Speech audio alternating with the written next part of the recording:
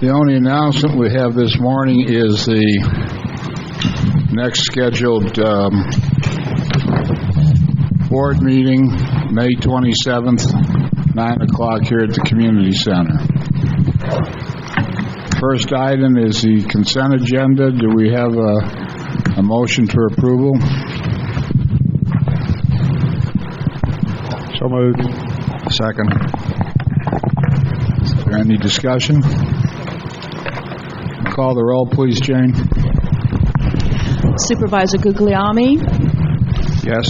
Supervisor Halbig? Yes. Supervisor Johnson? Yes. Supervisor Gangemi?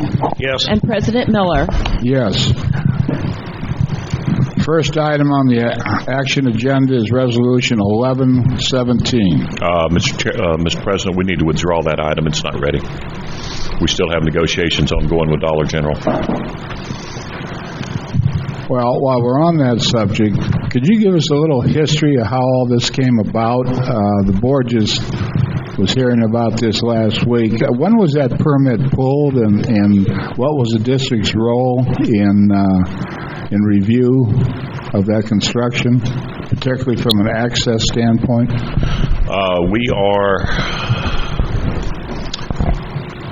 The permitting went through probably 6 months ago. It is a county issued permit.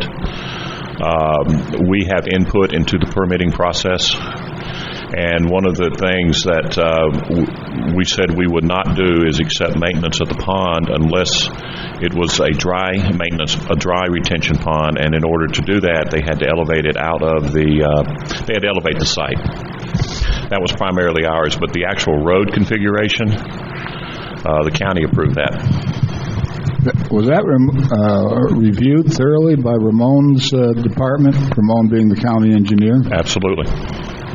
It's not unlike the one at the north end that goes around the orthopedic clinic. So the only issue that you're going to bring to us next meeting will be the one regarding the retention pond? Yes, sir. And I think the actual ownership of the right-of-way, the fact that it's an easement, because we don't own the road, we have an easement. That frontage road is an easement. The underlying property is owned by the individual property owners, and the road is an easement. And what they were doing was they were trying to get the road relocated away from the intersection there so it wasn't so close to 27. And that's why they put the, I don't know what you call that little bullhorn in there.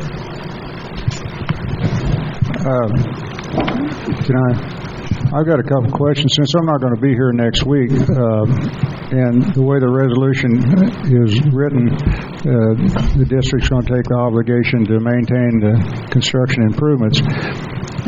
And if you look at that, coming off the access road, there's a little joggle up to their parking lot. Right. And then to get over to Tanglewood Boulevard, you go around the back of the building. That road, is that the road? Are you talking about the little joggle road? Or are you talking about the road behind the building that goes to Tanglewood Boulevard? It's the little jog around the building. Just that little strip of roadway off of the access road is the road that we're talking about to maintain, not the one behind the building that goes to... Yes, no, that is the road. It is the road that jogs around the building. Okay. Is that on Dollar General's property? Yes. I'm sorry, John. It is now. I received 2 deeds yesterday from Dollar General in conjunction with our negotiations. It had always, to my understanding, and I was not heavily involved in any of these negotiations, but to my understanding, the deal was that Dollar General was going to construct the roadway to county specifications, which is a good road, and then they were going to deed the road to the district because the district owns all the roadways within the district, as well as deed the district the retention pond. The retention, that's why we had such a voice in how the retention pond was constructed. Dollar General, you may recall, as Mr. Wright told you, was very reluctant to raise and elevate their entire site by approximately 3 feet. That was quite expensive for them. But that was at our insistence, so the retention pond would be a dry retention pond. And we prevailed on that. Where we're at right now is they deed to us both the retention pond and the roadway, which was the deal apparently all along, and we maintain the road as we maintain every road in the district. They're paying us assessments as they must, and so that's the deal. What I'm working on is the retention pond, because my concern is if something happens on their parking lot and it drains across the road into our retention pond, and it's an environmental spill or something of that nature, or kills all the grass and we have to replant the grass, anything like that, I'm working on a hold harmless indemnification agreement for the district for them to be required to make us whole in the event something like that were to occur. So that's where we're at right now. Now, a concern that I have, and I pointed it out to the Dollar General folks, is that their permit, if you examine their permit, it says that no portion of the premises may be conveyed to anybody else. Very interesting, since from the inception, their intention was apparently to convey the roadway and the retention pond to us. So I pointed out to the brass, and apparently that's trickling downhill rather quickly now, and they're inquiring about, well, do we need a modification to the permit or what in order to make this work? So that's really why it isn't ready yet, is perhaps through their own internal application process, they have overlooked a rather important element of this conveyance, and so we're working through that. And right now, again, they're still operating under temporary CO, and I'm quite sure that the permanent CO will not be issued until this issue is resolved. And there's been discussion as to whether or not it should be an easement or a deed. That's been going back and forth, and I know the county attorney's been involved as well. Is this all one issue, the retention pond and the roadway, all one issue, or is it a separate issue?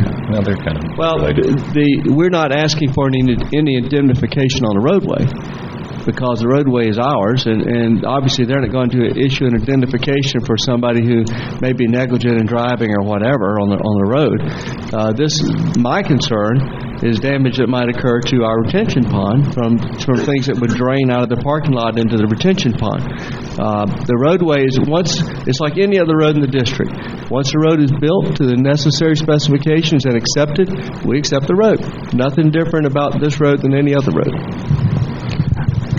Should we have been involved in this earlier on than now? I mean, this thing's done. I say the answer to that is absolutely yes.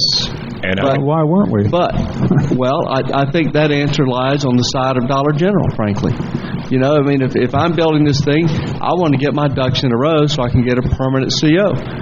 I respond to people when they come to me, basically. Okay, I don't chase around every project in the district. I can't do that. And they failed to do their homework, and it was only through my examination of their permit, SwiftMud permit, that I discovered this provision and brought it to their attention. Now, to me, that's not my problem. That's their problem. Their engineers need to be figuring this out and what they need to do when they build the store. Well, in this resolution, it says that this roadway is an access easement in favor of the Board of County Commissioners. If this is done in the favor of the Board of County Commissioners, then let the county take care of the road. Again, let's go back to this. I mean, I understand what you're saying, but the county would have to accept the maintenance then.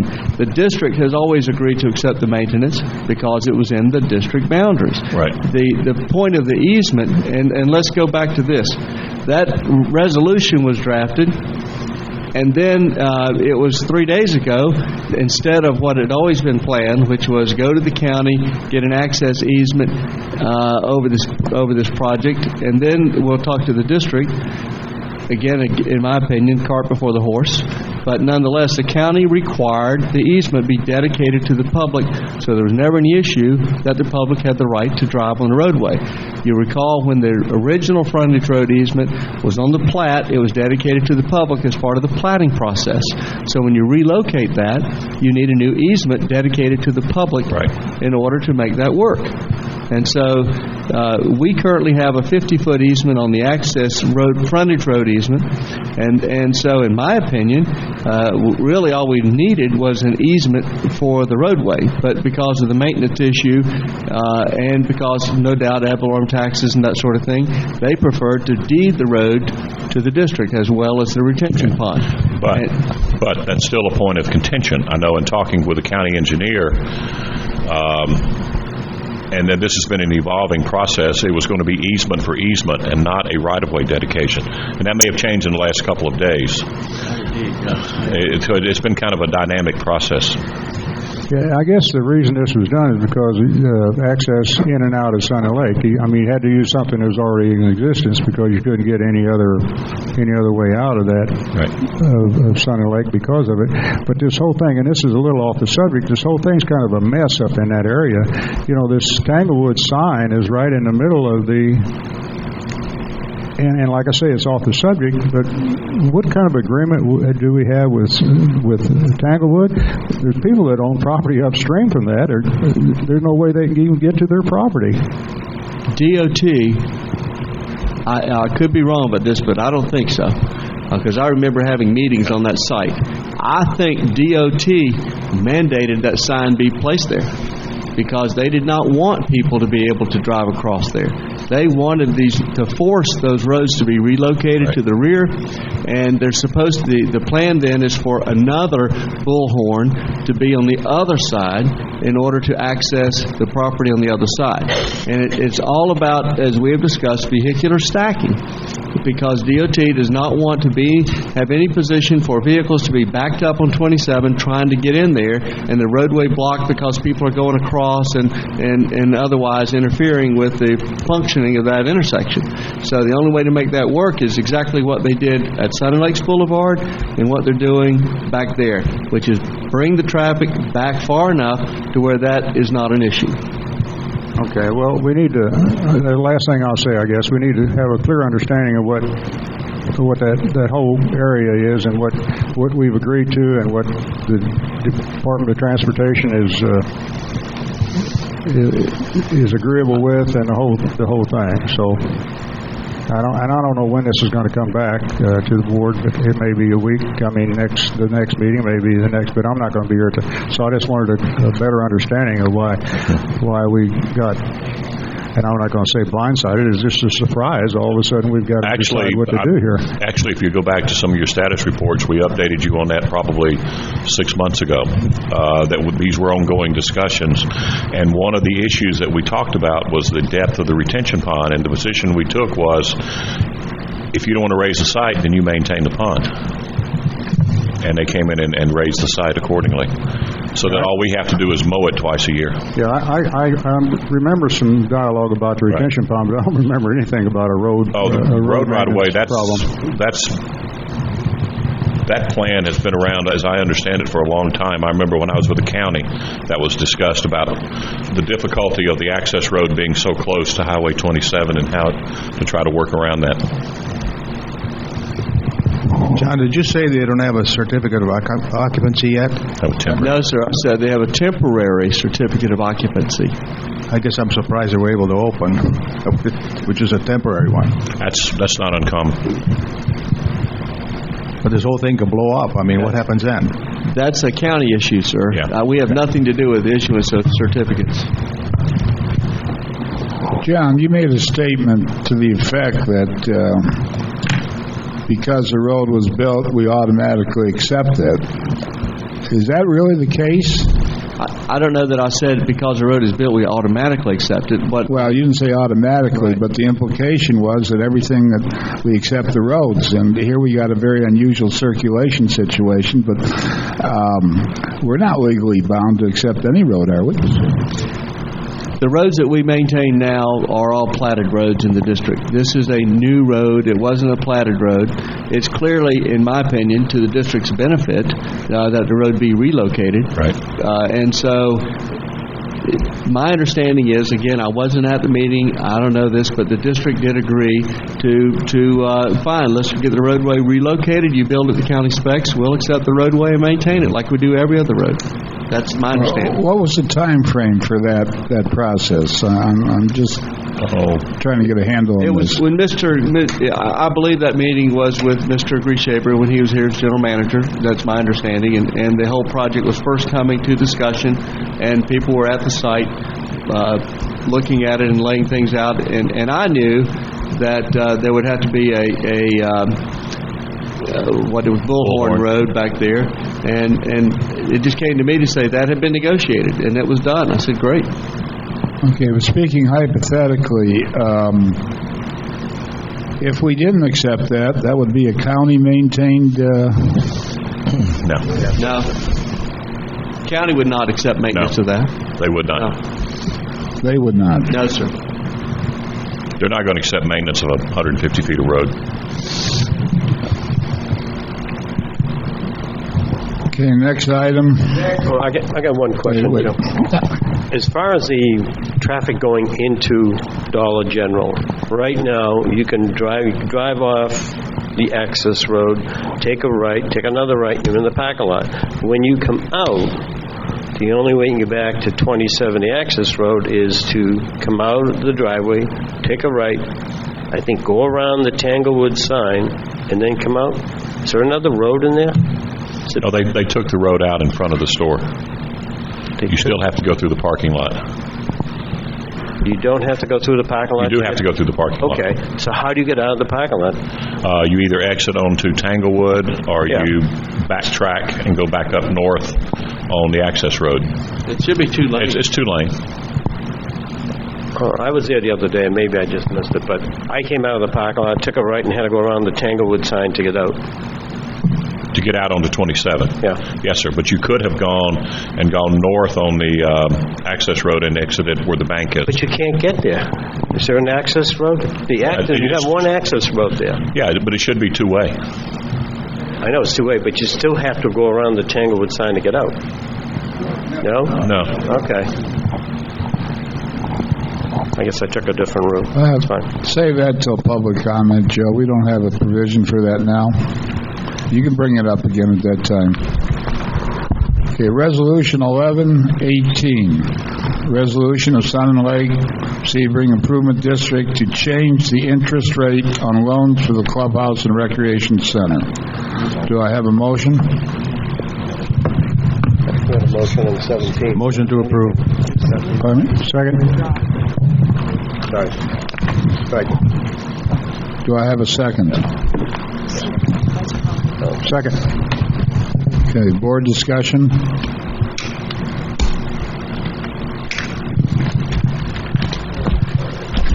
Tanya, how much interest? I know when it's on a decline, it's on a declining scale based upon the principal. But how much was that this current year? I didn't bring the... Approximately Approximately for the current year? Yes.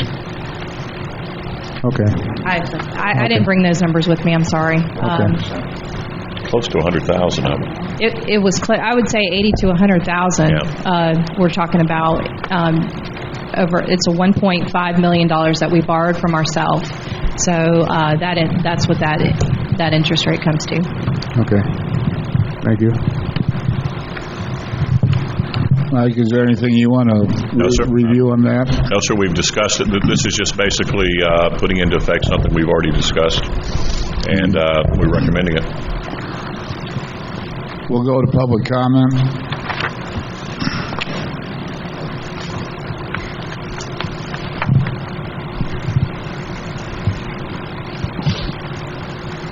Bill Jackson. Will that money go into the general fund? What we're doing is we're basically reducing. It stays within the general fund. It stays within the utility funds. We're reducing the amount of interest being paid to the 2 funds that loaned the money to an amount equivalent to what we would have if we invested it in the banking system. But it goes into utility fund. Part of it does. Part of the interest goes into the utility fund. Part goes into the general fund. General fund. Okay. Well, that would take care of all that money. Would then take care of the administrative costs for the water fund and everything, wouldn't it? that much money. You're taking $100 and some thousand out a year for administrative costs. I don't understand the connection you're trying to make there. Well, we were taking money out of the utility fund for about $100,000 a year, $100,000 plus a year, Yes. for maintaining, mailing out the bills and things. Yes. Could that money be dedicated to paying for that administration and then not take the money out of the RIF fund? I realize you're putting the money in. It's going in one and the other. You're reducing the amount of money going to the utility fund. That's coming out of the $97 recreation fee. Mm-hmm. I don't understand what you're asking. That's sort of a thing with me about them taking money out of that utility fund for administrative costs. Here we have some, quote, found money. And my concern is that found money will turn into money we spend somewhere else. And I would take exception to the term found money. That was specified interest rate that we're changing. It's not found. It's always been there. then you object. It's still found money. So, well, I guess I'm just curious where the money was going. And it's nice to know what goes back in that rec fund, that we're adding money back to it. Not the rec fund, but the water fund.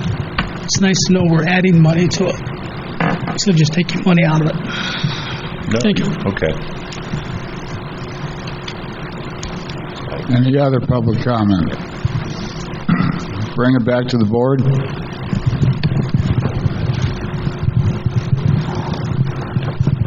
No comment. Take the vote, please, Jane. Supervisor Johnson? Yes. Supervisor Halbig? Yes. Supervisor Gangemi? Yes.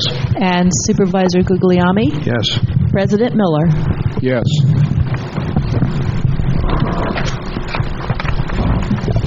Next item is discussion of capital budget for the parking lot, community center, and recreation center improvements. Parking lot would be the one connected with the clubhouse. Yes, sir. There's $385,000 that remains in the construction account that was used to construct the golf clubhouse and the recreation facility next door. One of the things we looked at a staff level is looking at the improvements that we need to make to this facility, some alterations that we need to make to the pool complex that we have found that now that we've been operating it for 6 months that we need to fix,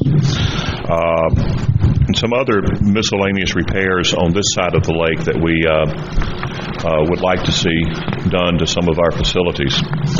We've also looked at, and I'll go into detail in just a moment, and we also looked at adding parking and additional lighting to the golf clubhouse. The parking being between the driveway and the tennis courts, part of an original site plan that was developed. I'm not sure when it was developed, but we have it available, and I think most of you have seen it. And it would add more convenient parking, I think, for the restaurant. It would also add some additional lighting. Some of the things we're talking about doing in more specific terms to this building, rebuilding the bathrooms, rebuilding the plumbing. We have a lot of maintenance issues associated with that. Basically renovating the kitchen, getting rid of the cabinets, putting in something a little more modern. If you look at them, you'll see how thoroughly beat up they are. We want to replace the flooring, update the sound system, the audio-visual equipment. We want to replace the ceiling tiles, the fans. We want to and add additional insulation, and we want to put in automatic opening doors here that are more conducive to the American with Disabilities Act. We're looking at enclosing this patio area here, putting in an exterior door, making this more of a fitness center. Buying some equipment to go with the equipment that was donated by the hospital. At the pool complex, I sent you photos earlier this week that show where we need to put in a hard surface where the grass is, and if you look out the window, it's essentially where the blue umbrellas are at the moment. That area floods daily from splash out from the pool. We need to put in additional drainage, and we're having a lot of trash being tracked in back and forth there. Plus, we wanted to add some additional security lighting and some cameras. We're looking at adding 65 spaces of parking over at the golf clubhouse, putting in a sidewalk, some pedestrian level lighting, and paving part of the area behind the putting surface where we've got a shell base now by the driving range. We want to include that as part of the parking lot improvements. And then some of the miscellaneous things we were looking at doing is putting in an additional ramp at the town center. We have our current ADA ramp is off to the side where the driveway is, where the fire trucks come out. It's rarely used. We have elderly people who struggle at getting up our steps, and we thought we could put in a... You mean district office now? District office. I'm sorry, that is a Freudian slip that I keep doing. And then we wanted to purchase some miscellaneous chairs and tables and fixtures for this building and some additional tables that we need in the restaurant. And we were also looking at buying some additional picnic tables, garbage cans, and some small playground equipment to add to what's already here. And I think I left out rebuilding the bridge to the island. That pretty well summarizes everything that we're trying to do. And a lot of it, and we're not looking at hiring one general contractor, we're looking at basically overseeing the project ourselves. A lot of it we can handle administratively. We'll bid the items that are over $10,000 we'll bid out, we'll negotiate the other stuff, and be in conformance with our purchasing rules. And we will try to run a lot of this simultaneously so that we can get the work done by this summer.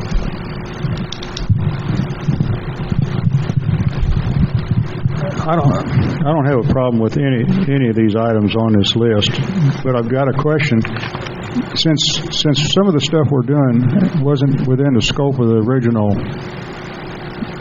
design and build of the golf clubhouse or recreation, are we doing this right, or should we dump it into the reserve fund and then take it out of there it's just a question. The money is the board's money, and you have the flexibility to spend it as long as you do it, I think, for capital projects. I would not recommend that you spend this money for operating expenses, but if you spend it on capital, I don't think there's an issue at all.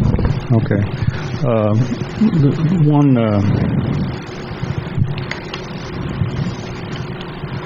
One item on this, you talk about a ball field. I think I'd love to see a ball field here. I think somebody ought to do a feasibility on whether or not it would apply based upon where it's going to be located and how we can get within some of the organized groups, and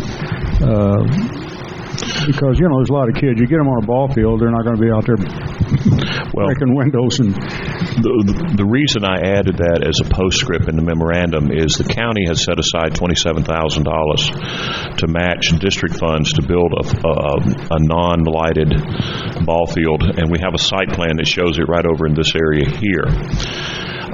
That's not part of the request today. I just simply brought that to your attention, and I think that it's probably something we ought to talk about in the budget process this summer, because you're going to have some competing interest for that money. You may have some tennis folks that want to either relocate or improve the facilities we have now, and whether or not you want to relocate the tennis courts over here is probably a discussion you need to have. And we still have $85,000 remaining in the construction account that you can apply later this summer. We were just trying to get the things done to the buildings at this time. Mike, that brings up the point that we have a phase 2, and I think there's even a phase 3 for this area here. Yes. But before we make any decision, such as the ball field, or some people have asked for a soccer field, we need to have a finite idea and approval for what the ultimate land use will be in this whole area. I agree. That's why it's. I just brought it to your attention because of the county money and. But you didn't say about the county money. We spend $2 for every one of theirs, so that's $50-some thousand out of our pockets. Not matching grant or is not free. So no, and that's maybe I wasn't clear, but the point I was just reminding you that the money was there, and Ms. Candidate sits on the recommending board at the county for those monies, and we've asked that they simply just kind of they've asked that we make a decision before the end of the fiscal year, which is September 30th. So that gives us time to decide what you want to do with regard to ball fields, soccer fields, tennis courts, that type thing. One other comment, when you talk about grills, I know you're planning to put picnic tables in the wooded area across Edgewater, but I would certainly hope there wouldn't be any grills anywhere near that. No, we've, based on feedback I've had from different board members, scratch grills. No grills down by the lake? Well, not in the wooded area. Grills I mean in an open area. Really haven't given that a lot of thought, to be honest with you. I'd only thought about the wooded area. Grills are a couple of $100. We can add them, not add them. It's something we buy and stick in the ground. I know we've had a conversation regarding the grills, and I know it's a great idea, but I'm just so concerned about the liability if the individuals that are using the grills, they don't douse them out completely, whether you use charcoal, and then they walk away. I really expressed my opinion to you that I don't want any grills at all. And I know it may be an unpopular, opinion on that, but I just can't see having grills out here. Okay. I mean, there's the portable grills are, pretty inexpensive down at Home Depot, about $30-$40. You can buy a tabletop and things like that, but I don't want to see any grills. I tend to have a little bit of reservation, too, as President Miller said, about the overall scheme for the recreation facilities. We did have a Phase 2 and a Phase 3. Yes. And along with the fact that you had mentioned that we might have some competing interest and would tackle things at budget time as to what happens maybe with the tennis courts and things like that. The parking area for the clubhouse is adjacent to the tennis areas, and if we're thinking that we might, I don't know that we would, but I think we ought to prioritize this list maybe, that if in fact we think we might do something different with the tennis courts and we put in a new parking area and then that becomes a problem because we decide to do something with the tennis courts, I don't know that we have an overall complete picture of where everything needs to be done.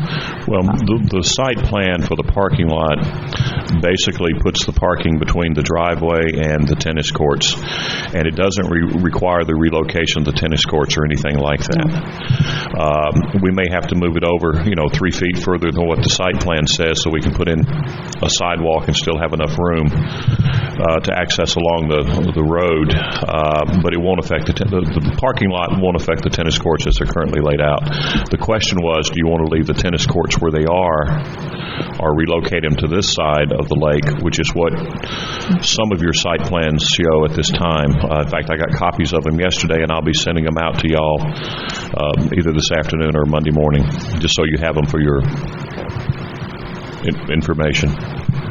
But if we did decide to do that, wouldn't it require equipment to go in there and tear down those tennis courts?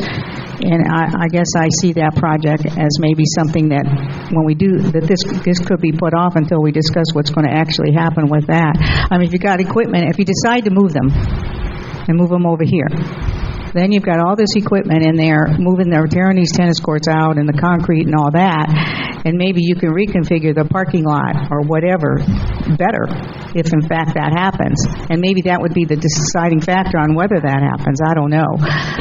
But I do think that's a lot of money, the $70,000 for the parking area. My feeling on the parking area is most spouses drop their wives off at the thing and just walk. I think we do need a sidewalk. It's very dangerous to walk down that driveway, and we do need lighting. $70,000 is a big expenditure, and I'm not convinced that it is money that needs to be spent at this time. If you decide to demolish the tennis courts, I don't think this parking lot will affect that one way or the other. You've got access from the north. You basically will have trucks coming in, being loaded and then going out, and I suspect it'll be done from the north and not from the west side. So I don't think that'll be an issue. Now, whether or not you want the parking lot, that's a debate for the board. I mean, that's clearly your decision. But that's a piece of property that maybe could be configured differently if the tennis courts aren't there for parking or whatever. So I just think we're a little premature on that. I guess there's no hurry to get it. I would suggest that we wait till we get through the capital expenditures on that. I think right now the parking area leaves a lot to be desired. We don't have a sidewalk walking down. People are walking in the road. And right now you've got Eastern Standard Time. It's late to 8 o'clock. It's not a problem. But when you have the seasonal residents come back, it gets dark at around 5, 6 o'clock. And if you're going to be at the restaurant, you do not have any lights there. You have to park way down. There are a few handicap spots up there. I think the parking lot is something we have to do before the seasonal residents get back, and add some lighting. You know, very limited lighting there. You can walk off the sidewalk as the entrance going into the clubhouse and the restaurant. There isn't any lighting there. You know, it's really dangerous, and I'm surprised somebody hasn't fallen already and taken us to task. But I think the money for the parking lot to bring it closer to the restaurant is something we have to do. This could be considered an emergency, so you kind of look at things like that. And I'm just concerned that we haven't had a sidewalk. I mean, a lot of things that are coming up now should have been done, and they weren't. So let's see if we can eliminate some of this problem. As far as dropping their wife off at the door, and some poor husband has to walk back in the dark. So, I agree with the lighting. I don't agree with all the concrete. We have two items on this list that need immediate attention. One of them is the lighting for the parking lot. That should have been done already. Mike, you have the authority to spend $10,000 without board approval. The other one is the paving of the area behind the driving range, because people are trying to eat in the snack shack and you get dust every place. We had some paving done by the fire hall there where the trucks ingress and egress.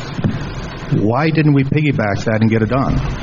You know, the problem with the lights has been there since the clubhouse opened. The problem with the dust has been there all year. Maybe we should get some of these things done. Well, it was a funding issue because... Well, not really. I mean... Well, we had funding for the driveway project. We had funding for the paving project. We didn't have funding for the cart pass, or now the driving range parking. That's why we included it here. We put all that fence in. I would have thought we would have paved instead of put all that fence in. Well, the fence was a couple $1,000, and we did that so we wouldn't have the conflict with the golf carts and the fire trucks. You know, the majority of the people have gone back north, but we still have the problem there. And I mean, it really is a problem. When a cart goes across here, the wind is blowing out of the east, and all the dust goes into the snack shack. That's why we included it in this project. Okay, well, we can't talk about it for another 6 months. That needs to be done now. Mm-hmm. And, you know, as far as the funding is concerned, funding's there. You proved it. We have an excess amount of money left over from the clubhouse project, so we take some money out of that. That's what's before you today. Okay, well, let's do it. Can't we just make a decision now to go ahead with that? If you approve this item today, we're going to start Monday. Well, let's proceed, and then we can come back to that. Mike, just to be clear, just so everybody knows, the lighting for the parking lots has already been approved and is in the pipeline, and that is under the control of Progress Energy. Is that correct? Yeah, the design for the lighting is being done by Progress. I'm meeting with them Tuesday to get an update. What we approved was the installation of 30 lights, or roughly throughout the district, and the design of the lighting for the parking lot, which we've done. But we haven't got the funding in. Quite honestly, I don't think it's going to take $10,000. That's just a rough number that I put in there in case we decide to buy the fixtures as opposed to working it out with Progress on using their fixtures. Well, the point I want to make is the pedestrian lighting that we're talking about is separate from that we approved before, and the pedestrian lighting, the design and placement and implementation is totally under our control. Yes. So when we talk about lighting, let's make sure we're talking about the lighting that's oriented from the parking lots to the entrance, and as Gene said, if is a problem even at the entrance, and that has to be in the package. And I happen to agree with Frank in the fact that we keep talking about this stuff and we need to get on with it. Okay. Let's hear from the public. Is there any? I got it. Oh, I'm sorry. I got it. I'm going to have to agree with Gene about the parking lot. That parking lot and his lighting needs to be, somebody's going to get run over. And I don't, all due respect, Diane, I don't think tearing that tennis court, I looked at that the other day, you can tear that tennis court out and get everything out without encroaching on any of that parking lot area unless it's extremely close to that tennis court. So we got the opportunity to do it and get all this done. I think it'd be a good idea. But I've got one other question. Michael? Yes. I'd like for somebody to research something because I was looking the other day about, and this is a little off the subject, the recreational budget was brought up. It was Resolution 0783. It was pushed back from the workshop and you weren't here, October 24th to October the 26th, and then nothing happened, and November the 16th, nothing happened, and on December the 14th, we authorized request for proposal to design and engineer. I don't think the resolution to do the rec center was ever approved or voted on. Well, you have it. Yeah, I know we got it, but just because I was trying to figure out how much money we had set aside, Clark suggested a cap of $2.4 million. Bud was involved in all that, but it was never voted on, from what I can find. I thought the 1.6 was, and then the second phase was supposed to be the. Here it is. As part of the resolution. This is kind of off the subject. Somebody needs to research it to see, but it's already done. But I know this was all brought up in a workshop special meeting on October the 24th, 2007, and it was tabled because move the resolution because of too many revisions. And October 26th it didn't happen. November 16th it didn't happen, and on December the 14th we authorized a request for proposal to design the engineering of the rec center. So, not that it makes any difference, we've got it, but we don't have to tear it down, I don't think. Just for what it's worth, from the what it's worth department. I'm done. We have public comment. All right, Diane, did you? Well, as part of that, when we were talking about the conceptual design of this rec center, we had other things included, which are not now included in this. So that's my concern, that we haven't really done our homework and gone back and seen. We've already paid to have a conceptual design for this, and the things that were done. We had a fitness lap pool. We knew we didn't do that. That was a decision later. We had the tennis courts. We had pickleball courts. We had sand volleyball courts. We had the wellness facility. We had the ball field. We had a picnic area. We had a sand beach. All of those things were approved as part of that conceptual drawing. And now we're reconfiguring it and reinventing it, which is fine. I mean, these are the way we do things. I mean, we have to reevaluate them as we go along. But my concern is that we haven't incorporated some of what was previously looked at and thought that we needed. And now, simply because we have extra money, we're kind of like taking this blank checkbook and spending it when we're not really planning. I guess now public comment. Mr. President, why don't a recommendation? Why don't we go ahead and speak to the resolution, which is what implements our discussion. And if you go ahead and consider the resolution now, it may be appropriate to do so. Okay, whatever gets us down the road. That's what I'm. Okay, that's resolution 1119. Am I correct? And that resolution is to implement a budget amendment relating to capital projects, which this list is a basis for that. Yes. That speaks to Frank's point. Do I have a motion for that? So moved. Second. Okay, we've had board discussion. already, and we'll have further board discussion, but let's open it up to the public. Okay. Pat and Jimmy, and this is regarding the possibility of the change in the parking near the clubhouse. I'd like to respond to Mrs. Johnson's comment about women being lucky enough to have a husband that drops them off at the door. That's not always the case. There are a lot of red hat ladies that like to come to the clubhouse, but I have had comments from them that, gee, that parking lot is so far away, I have difficulty getting there. I have had residents who live here that have artificial hips, knees. They don't have that, if they're women, they don't have that capability. They have to park where everyone else parks, and it's very difficult for them to get there.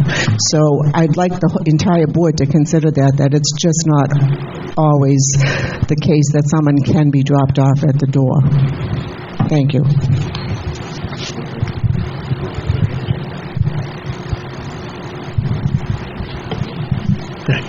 Rusty Carino resident. I'd like to congratulate the board for taking some positive steps in using this resolution and coming forth with this resolution. I see some very positive things about it. Let me just touch about on the parking. The parking, I think, also is a tremendous point, so that we get outside people coming to our restaurant and using it, and so that they're able to park a lot closer to the building, especially when you get out there late at nighttime. It's awful dark and so forth. It's a kind of a hike to get to your car where the current parking lot is. My other thing I like to talk about is I noticed that we had $385,000 in the construction account. That's been in there. Has that been in there since 2009? That money's been tied up? I noticed this 2009, 2010, 2011. My concern is, can we not take that? Why leave that money laying around? Why can't we put it into a general fund labeled as a capital funding, and put it into some short-term investment and getting the interest off of that and putting it back into that account for capital expenditures for future use, instead of just letting it sit there. Now, the other thing, do I have a remark on that? Okay, the other thing is we have $87,000 that's going to be left in that account. What are the plans for that? Well, if we have no future capital needs, and I'm talking short term, that would, I guess, go back into the general fund. Dan, you may want to speak to both those points. The second point you made, it can go to the general fund, or we can utilize it for, we've talked about many things here today. That money has not been sitting there since 2009. The district received their final reimbursement for the FERDAP grant monies in January of 2011. Okay. So part of the money that's left over, what we did is the money we received from the state of Florida was deposited into our capital projects fund to reimburse what we've already spent. Okay. Looking at the resolution, it looks like it was sitting in that account since that time. It has not. Okay. The other thing too I'd like to take a look at is the Southern Lakes Improvement District, where it talks about the golf clubhouse restaurant building. They're down there at the expenditure. I guess this is more at you, Mr. Wright. The capital pre-expenditures. What are those? You're showing that the money is going to be spent $90,000. That's a typo. Huh? That is a typo. Oh, okay. And one other thing, touch base, is that contingency fund is the amount that we're going to be using in conjunction with the ballparks for the youth program? No. Or what is that going to be for? You're talking about the general contingency fund that we have? I know. I'm talking about the contingency fund in this proposal. There's a $25,000 contingency fund. Well, that would not be specified. The ballpark is not part of this present package. All right. That has to be decided, and as Supervisor Johnson said, and I've said, we need to decide on the ultimate land use for this particular area before we get into that. Okay. Now, what I'm looking at here is in your proposal, showing a contingency to be spent of $25,000. May I ask what's that contingency? Well, contingency, Rusty, is just that. It's call it a reserve fund or whatever you have it. It's not to be spent, but it's only to be spent. Yeah, but you must have had some reason to set aside this excessive amount. Well, normally when you're talking about capital projects, you always have a contingency fund, and that's usually a certain percentage of the capital monies that you're spending. So that's a very traditional common practice. Okay. Well, I get. Do you have a objection to that, or? Well, I like to see when you have a contingency for what? Because when you just use the word contingency, that's kind of open. Well, it's been that way for. You've been involved. I don't know if you've been involved in capital projects, but I have, and others have. And for example, the clubhouse and the original work here always had a contingency. And it's just a very common and necessary practice. Okay. Unforeseen emergencies. That's what contingency funds are for. When you have a project, there's things you're going to run into you never expected. That's why you have a contingency fund, so you don't have to go back and beg for money. Okay. Thank you.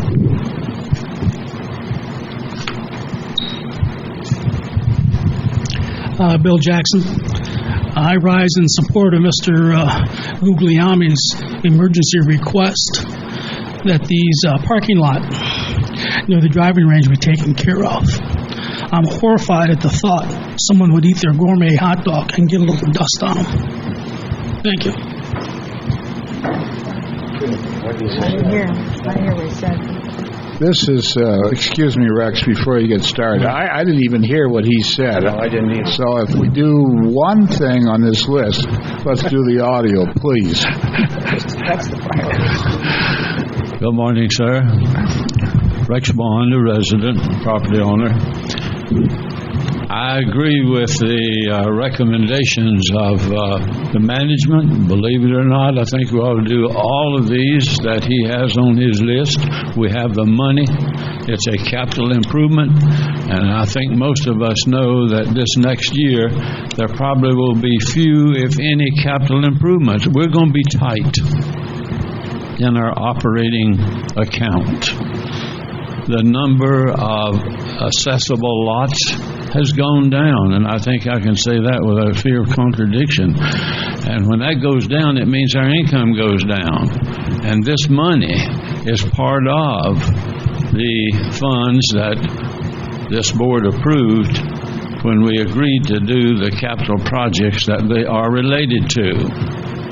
Now, the only exception, and maybe it's an exception, probably not, but the tennis courts need some work. They either need to be moved over here and rebuilt, or they need to be repaired. We have some bad holes in the southwest or southeast corner.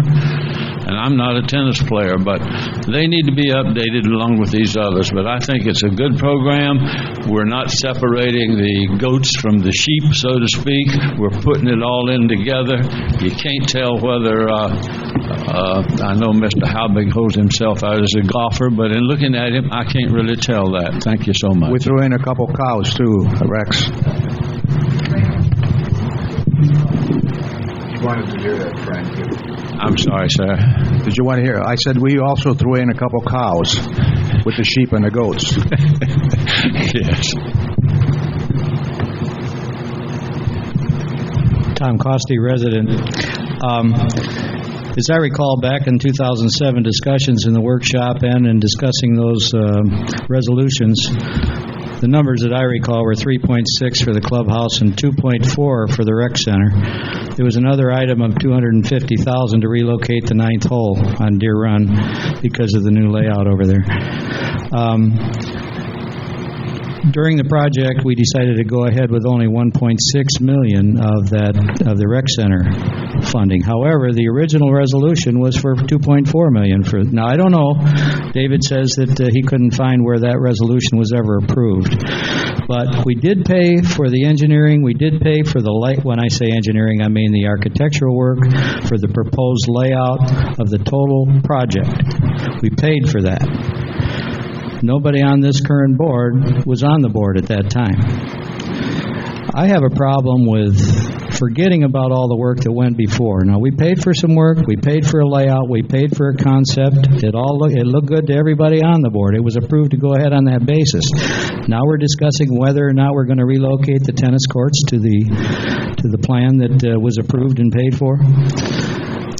The tennis courts were shown to be over here, along with pickleball courts. There it is. And that was an expense that was covered. Now, the new layout for the parking, I think, is a definite must. It is a long hike, even though you can drop your wife off at the restaurant or at the clubhouse. You have to drive back out there, and especially if it's raining, you're going to get soaked. There's no way to get back and forth. There isn't a restaurant in the area that has to walk that far to get from the restaurant parking area to the restaurant itself.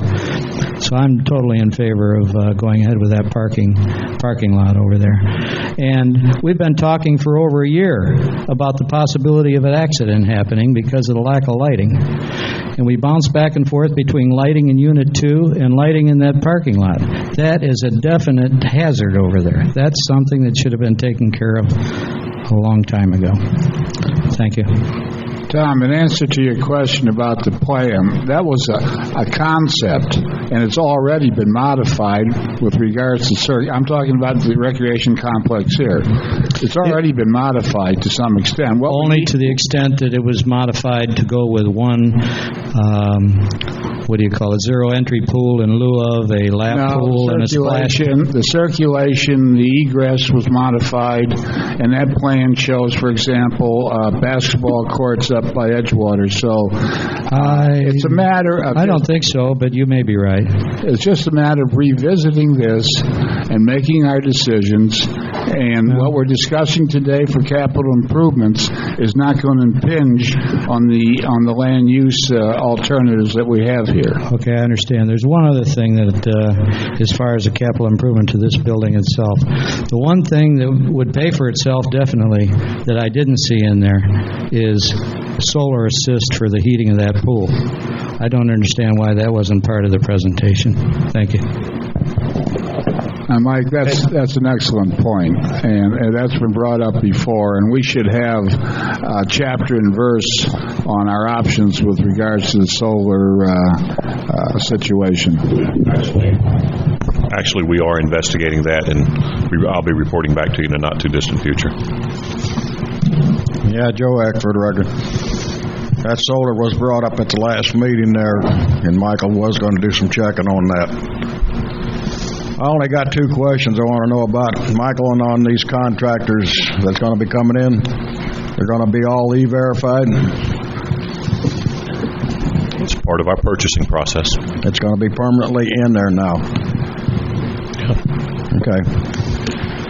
The other thing is, too, this sounds to me like it's just some excess money has been laying around here that was left over from other projects.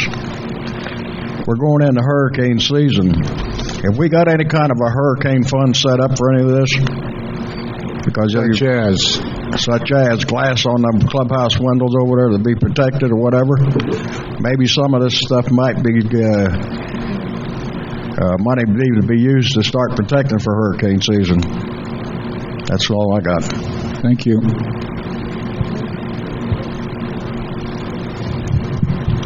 Okay, I'll bring it back to the board. Mike, just so that we're clear, the parking lot that we're talking about for the clubhouse, that can be put in place without disturbing the present configuration of the tennis courts at this time. Is that correct? Correct. Okay, so we still have that option of whether to resurface or to bring it over here. Yes. Which we need to get at. Okay. Comment. The solar heating, the thing needs to be put on the front burner.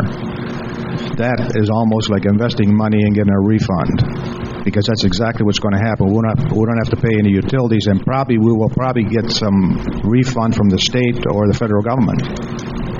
So that probably needs to be put to the forefront of this project. I think you'll find that solar funding fund at the state level has been grossly underfunded, and there are thousands of people waiting for reimbursement. I know, on that. but you never know. You put yourself in line, you might get it. Yeah. Also, I understand our heating bills were extremely high. They were. Way above what we expected. Right. So that might be, I don't know how much it would cost, $50,000, $60,000 to put solar panels to heat that water. That might be almost an instant payback. I've had some experience with solar panels on pools, on commercial pools, and we're going to follow up and get you the information. I won't speculate. I'd rather have some folks come in that do this kind of work and give you a pretty good idea of what you can expect. Okay. I believe originally there was a cost study done by the pool people or by the construction manager, and the payback on solar was more than 10 years. But based upon what it's costing us, that might have changed quite a bit. One minor item: when we do the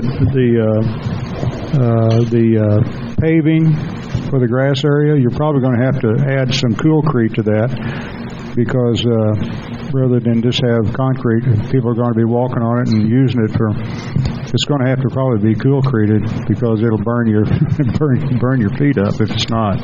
So that needs to be added. The sidewalk? Or the pavement? Not the sidewalk. The decking at the pool. The pool. Oh, yeah. Around the pool area. Oh, there's no question. We're going to try to match up what we have, and it'll be something that will be complementary to what we have now. Okay. That's all up there. I just have a question. When I look at this list and I see all these numbers, and we indicated that anything over 10,000 we would go out for bid for. Yes. But, I mean, apparently you've done some homework to get these numbers. Yes. So I'm wondering, we're looking at this, and if we prove this, we're approving these numbers. If things change, just I'm looking at just the first one, reconstruct bathrooms 21.5. We'll have to put that out for bid. What happens if that's just one of several here. What happens if any of and several of these numbers come out for overbid? And we, in blanket now, do the whole listing? I guess I'd like to see us prioritize how we go about this, because what's most important, because I don't know how comfortable you are with these numbers. We can estimate and guesstimate what they're going to be, but I'm looking at $10,000 for miscellaneous tables, chairs, and fixtures for the community center. Right. What do you envision there? Replacing some of the tables here that are damaged, adding some additional tables that we need in the restaurant. That number that's the one number that may be a little bit on the low side.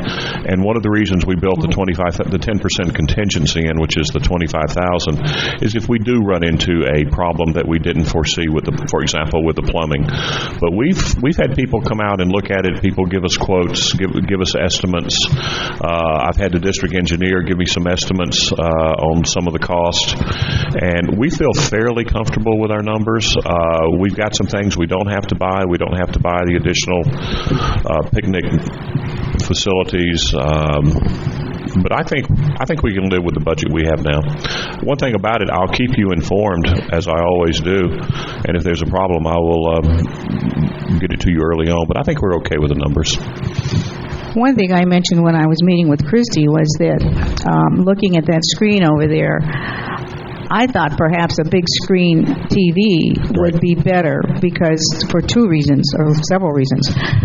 One, it's more modern. You can actually take one of these computers that we're looking at now and plug in a USB, or whatever they call them, USB drive, and see it on that screen. There was a comment shared that maybe the damage would occur, but then again, we can do the same thing we've done in the banquet room, which is put a picture over it when it's not used. I just thought the new computer technology would be a better way to go than install a hanging screen from the wall. Actually, we took that comment to heart, and it's less expensive to go that route. That would be modern. Mike, with regards to the comments that Supervisor Johnson made on these items, I would assume that if we run into trouble on any of these line items, budget-wise, that we could revisit that as a separate individual item and not affect the other parts of the program? You could. we did a good deal of work in getting these estimates together, and that's why we're fairly comfortable. We're pretty comfortable with them. We may be off 1,000 here, we may be off a few hundred here, but I think with our contingency accounts, I think we're in good shape. The one that probably gives me the most concern is when we take the plumbing out, but we're going to do some of that demolition work ourselves. We're not necessarily going to contract out everything. We're going to, our guys can do a lot of the demolition work and get it prepared for the plumbers who will come in and do the work. How is that going to affect our use of the community center? I know it will. It will shut it down for a few weeks. Okay. And I've already talked to Mr. Wanderling about moving some of the events that we have here to his facility where they don't conflict with something else. And again, we're trying to do it during the slow season. To get back to that point, let me just use an example. Remove and replace tile flooring, $14,000. What I want to understand is that would go out for bid. Does that bid come back to us to approve? Yes. That's the way it's going to work on those big items. So this isn't a blanket saying, okay, we said $14,000, and if you get a bid for $16,000, that's okay. No, you still have to approve bids. Okay.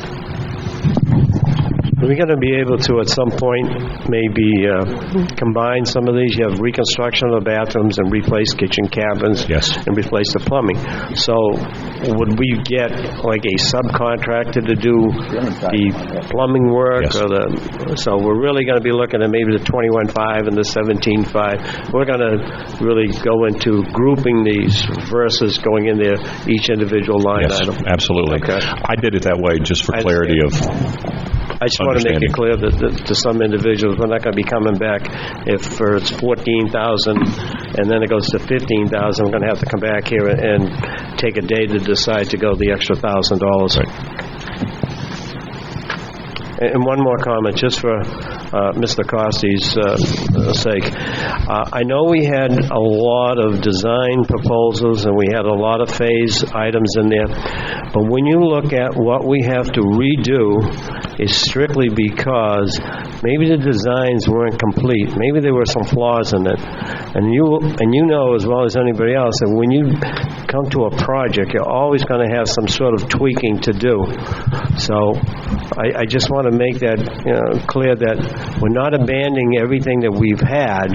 We're just trying to improve it. I mean, who would have thought that all the water flowing in the back was going to flow into the pool? And when you have people splashing in, it's going to come out of it. I mean, a lot of things were overlooked on this, and that's how it happens. That's how it happens. So we're trying to just combine it, make it better, and appreciate your comments on the design proposal that we went to.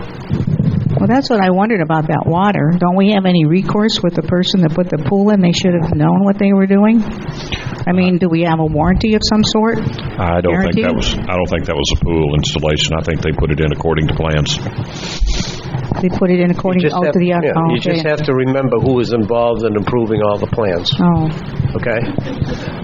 There weren't any local people that had experience in the community who were involved in it. So you have to just take it at face value. Well, the person that did the plans was the architect, correct, for that pool? I mean, it would seem to me if I built a pool and then I have a drainage problem, I'm going back either to the people that built the pool or the people that designed the pool, not the people that approved it. They're not the experts. The drainage, wasn't our district engineer involved in the drainage? We had a problem with the playground. He did area. some of the preliminary elevation work, but it was the final design, I believe, was done by the people who did the building. Okay. One quick question. This is an older building. We don't have any environmental problems here, do we? Like this isn't asbestos flooring. It doesn't look like it, but we got. It could be. This could be the old asbestos stuff, but I mean, there are ways to deal with that. It's not that difficult. I've had a lot of experience with that. Okay. Okay. Before we vote, just to be clear. We're voting on $273,000 worth of improvements. We're also voting for a $25,000 contingency, which makes our resolution commitment at $298,000. Is that correct? Yes. Yes. All right. Frank, did you have? Yeah. We got a lot of items here over $10,000 which have to go out for bid. Is anybody starting preparing the scope of work, the actual, that goes out for bids? Because this is going to be quite detailed. It has to be. Actually, I've had those conversations with the district engineer this week, and I've already put him on notice, and when I make the phone call, if you approve this, I'll make the phone call after the meeting, and we'll go. The plans are pretty well done for the parking lot. We got to do a minor modification with the permitting agency. The stormwater's in place. We've got to do some minor tweaking on the plans, but nothing that'll take more than a couple of days. A lot of these things have to be written down so that whoever bids on it understands exactly what the scope of work is. Right. The district engineer is going to handle the bids on the parking lot, on the pool work out here, some of the sidewalk work. That's all going to be bid together. Okay. Yes, sir. And then he will help us as necessary on some of the plumbing work. We've got to pull some building permits. We're coordinating it all. Any time frame on this? Approximately how long would it take for us to finish this? Because the longer we wait, the more expensive it gets, as you know. I haven't put a time frame to it. I suspect the parking lot will be the longest lead time. And I'm meeting with the lighting people on Tuesday because I want to get the conduit in place before we do the parking lot work. Yeah, we kind of need to push that. Okay, the lights need to be installed. Yeah, that's a Tuesday morning, 10 o'clock meeting. Yeah, and the dust situation needs to be looked at too, seriously, because it affects anybody that goes by there, or, people are trying to eat. It's an eating area. They have tables. They buy food. They're eating. A cart goes by and they get inundated with dust. Okay. So I'll look at making that a priority if that's the board's wishes. If we're going to spend the money, Frank, to put that pavement in, and I agree, it's really bad. I avoid it, and I've been one that doesn't, use the road. If we do put that in, shouldn't our members be using it and not using that road and going down that? I think that's something. Diana, the instructions are there. You're not supposed to use the circle. I don't know what you have to do. Hit them over the head? Maybe put a sign. The signs are there. I mean, I don't understand. You're not supposed to use the circle. Actually, Mr. Wonderly and I talked about that, and as part of the parking lot improvements and some of the siding, we're going to kind of put in some bollards and some other things that will discourage that. Okay, that's what I was thinking. How about one-way spikes, so if you go out there, your tires go flat? Can't back up. Trouble is they'd use our golf carts. Mike, regarding the lighting, I would hope, I'm talking about pedestrian lighting because it's not only a safety issue, it's a decorative issue. Yes. So I hope your plan or design will be brought to the board before final approval for that particular item. I am not one to be an expert on color or fixture heads or that type thing, and I would welcome any input from anybody on that. And I'll be glad to bring it back to the board. Okay, Jane. If you guys want to choose. Would you call the roll, please, for that resolution? This is for Resolution 1119. Supervisor Johnson? Yes. Supervisor Guglielmi? Yes. Supervisor Ganjemi? Yes. Supervisor Halbig? Yes. And President Miller? Yes. Jane, I believe we have no add-on items. Is that correct? No petitions or communications? We'll go then to staff reports and our general counsel report. Go ahead. For the general counsel report, we have provided to you the litigation report and the foreclosure report. With respect to the foreclosure plan with Fifth Third Bank, we have submitted a draft to the attorney. My plan is for him to look it over, between attorneys, get what they want out of it, get what we want out of it, and then we'll come back and discuss it with the board and make sure that you're okay with it and get it approved at the board level. It is at the attorney's office now. With respect to the Dollar General store, Dollar General's negotiation is still ongoing, and we should complete those negotiations shortly, I'm hopeful. With respect to foreclosures, I should also add that with the departure of Lori Thompson, I have elected to move her secretary, Judy, who's been with me for literally almost 20 years.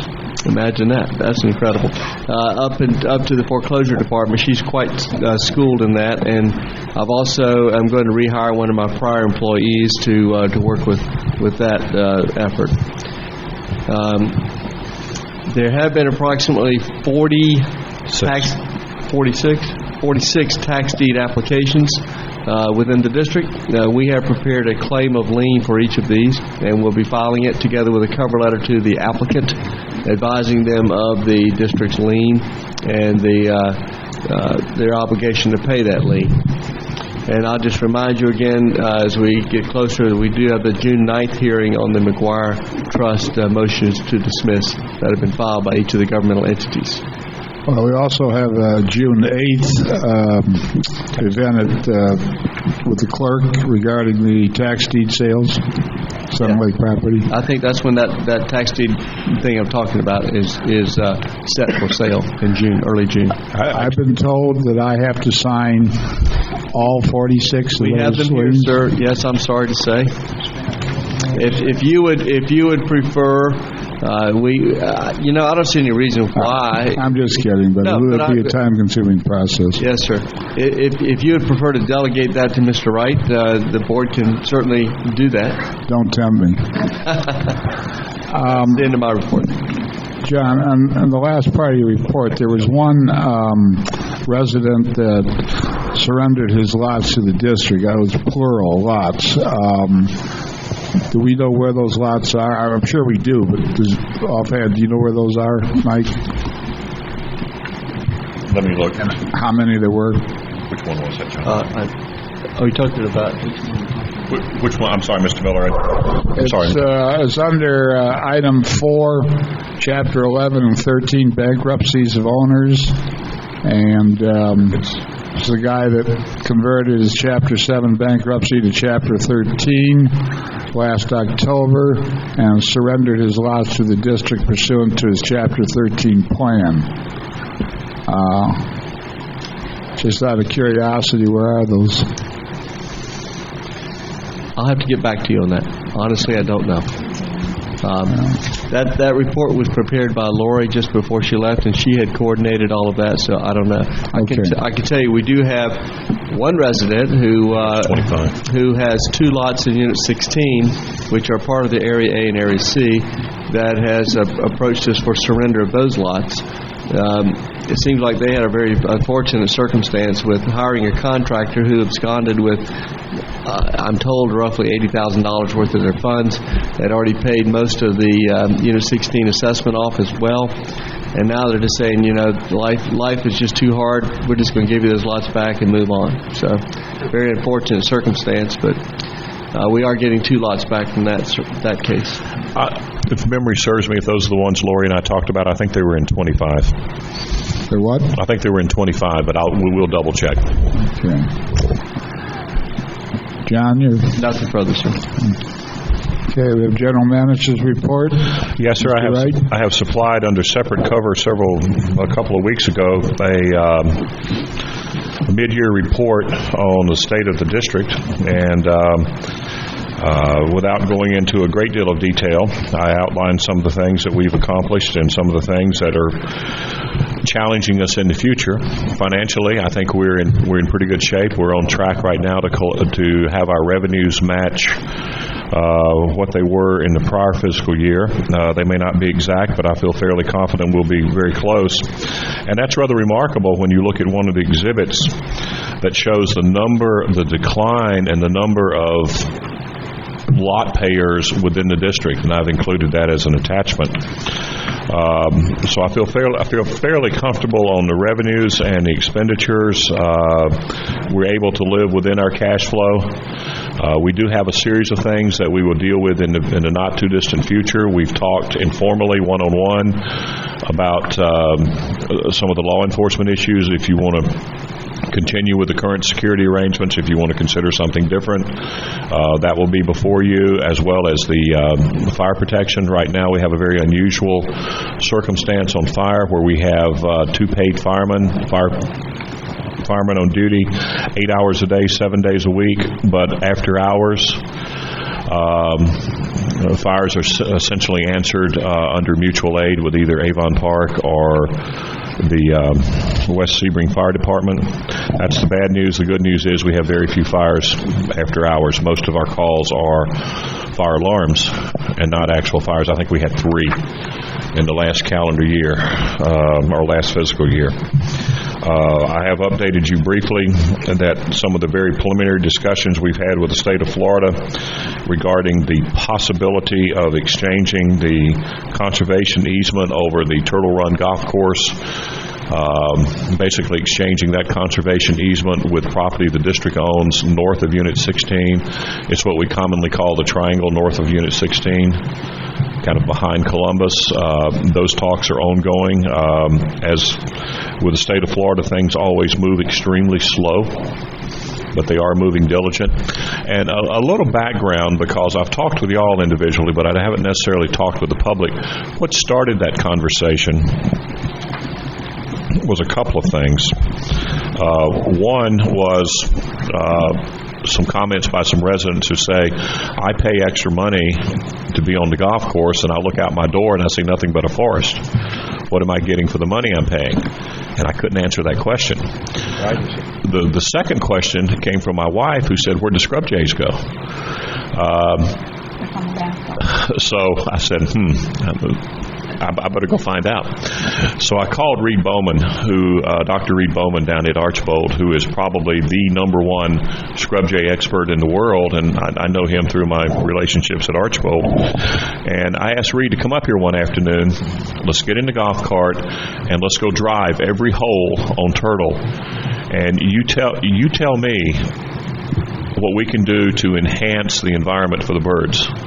Or if we can enhance the environment, and if we can enhance the environment, what should be done?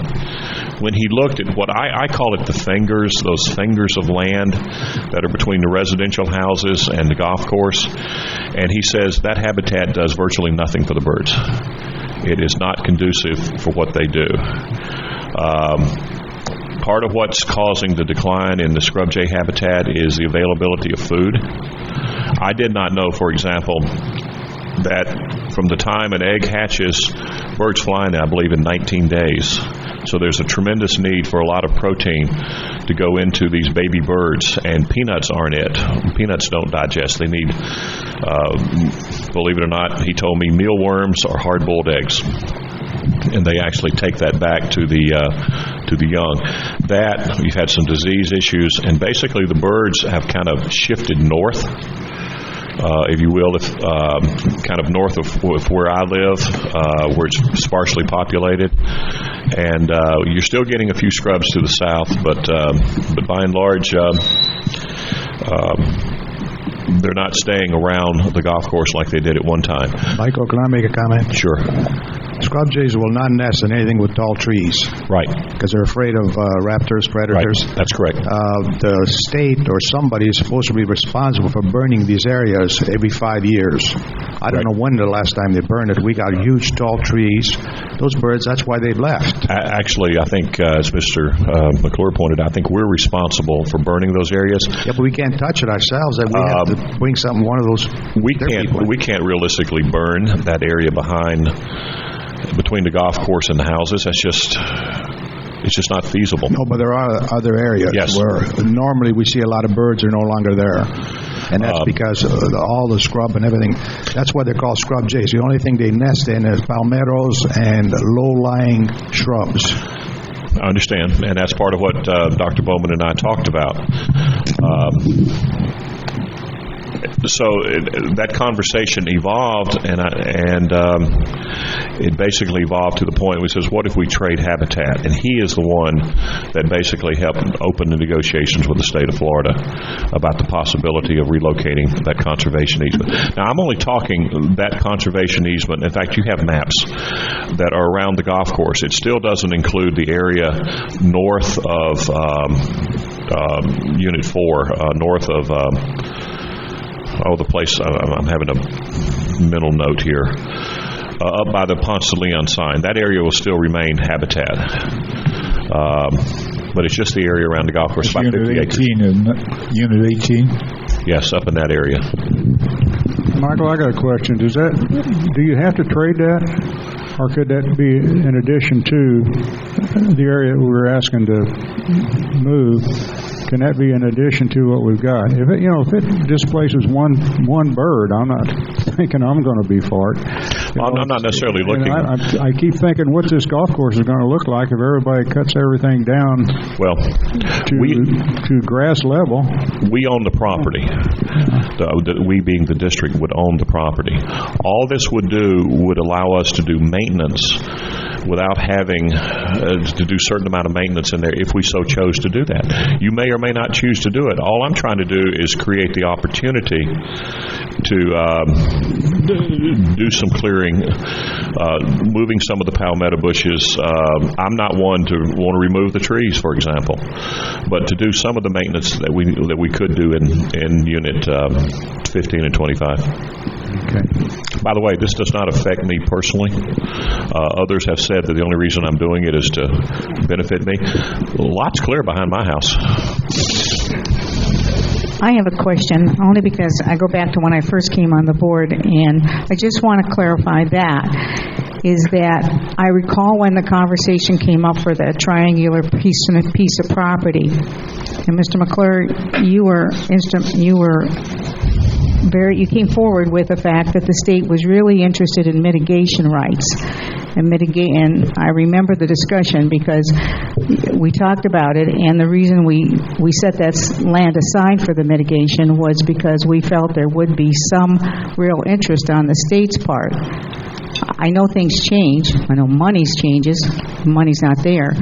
I mean, how has that whole thought process changed now that what we thought at one time when we did this, less than 3 years ago, that was instrumental to the state or would be very attractive to the state as a mitigation bank, and now that's changed?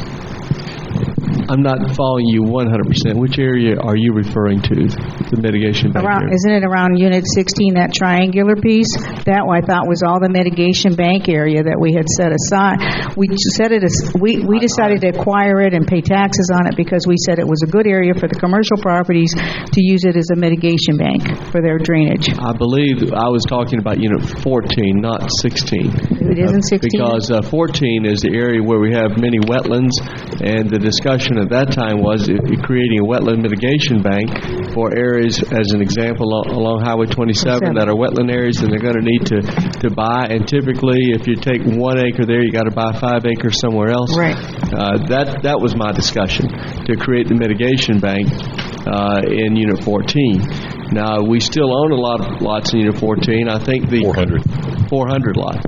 I think the current strategy is because of the absolute dearth of development that's going on right now, is simply to hold on to those lots and potentially to eventually transfer them to the county through tax attrition or whatever.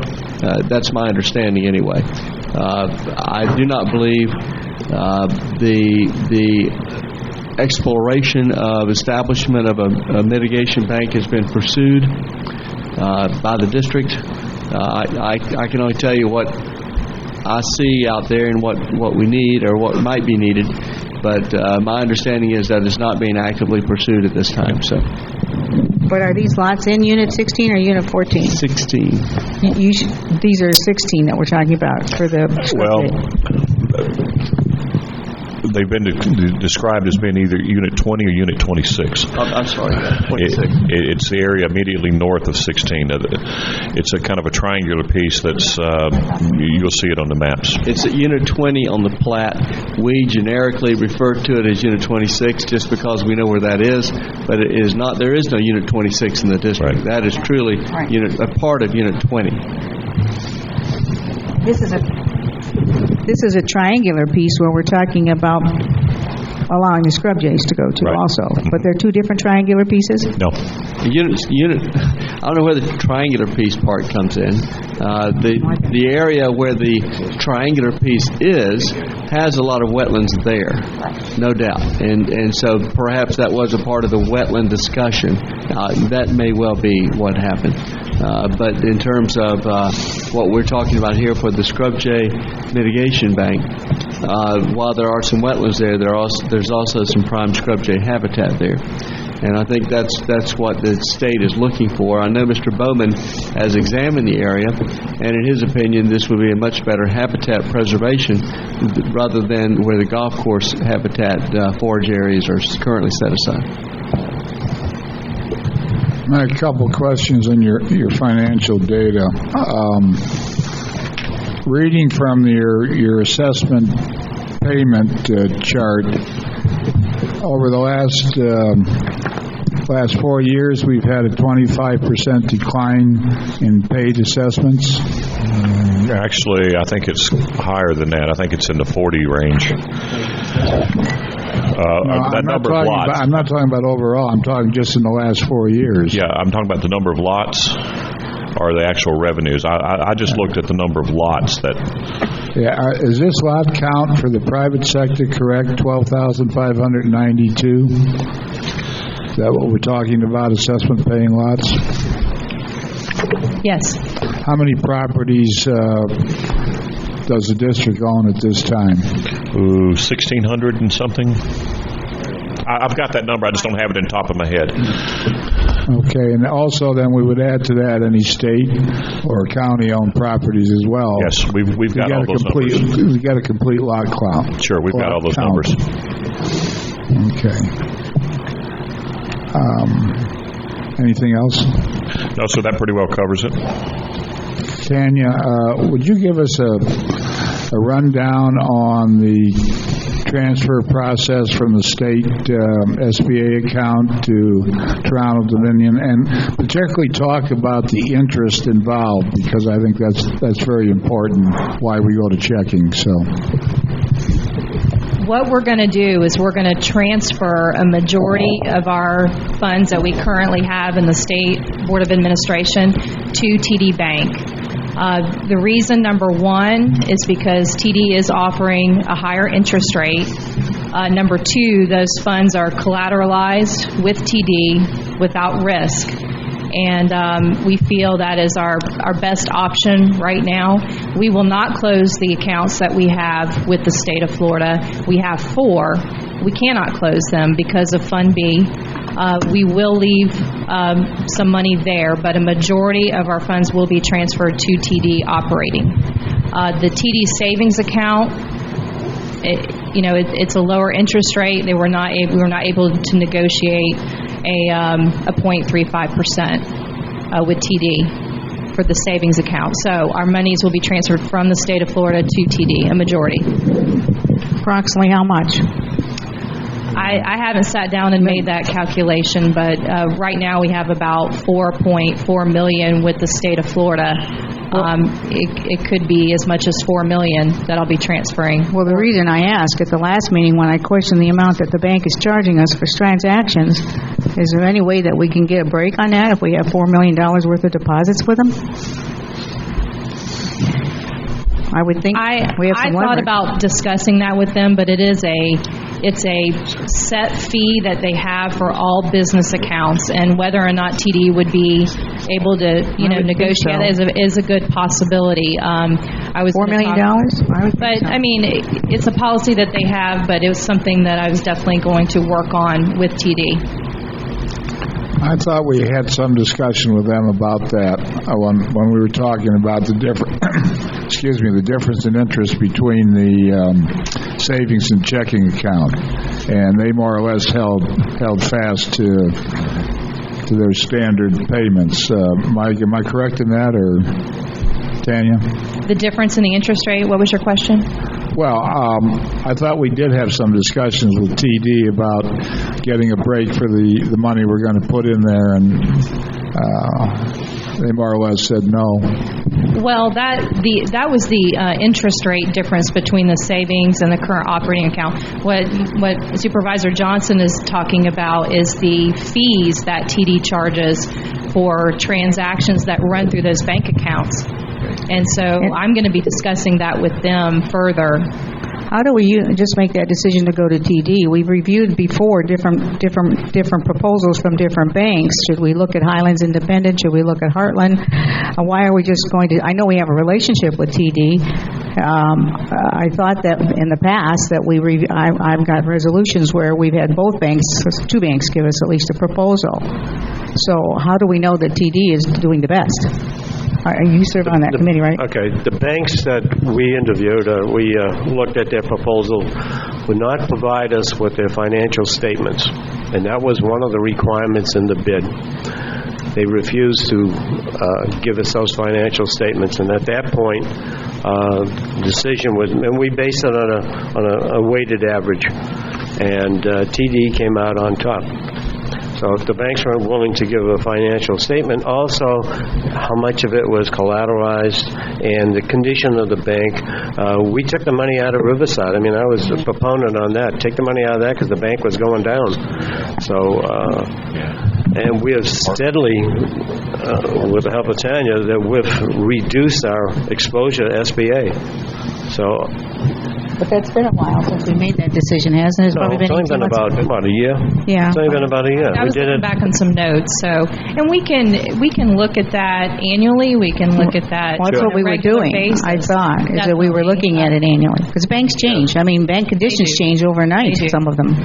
So I think TD is pretty strong. I don't think you're going to see any issues with them. But that's only a novice opinion on that. But. I thought it was a good deal to get out of Riverside.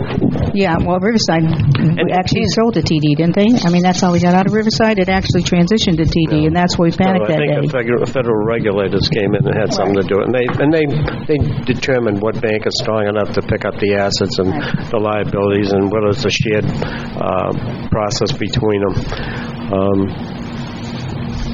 I don't know if you want to review, when you look at the state of Florida and you look at the banks and you go on a bank rate, you're not going to find too many that are, I think it's rated 1 through 5. You might get a 2 or a 3, but the rest are 1s.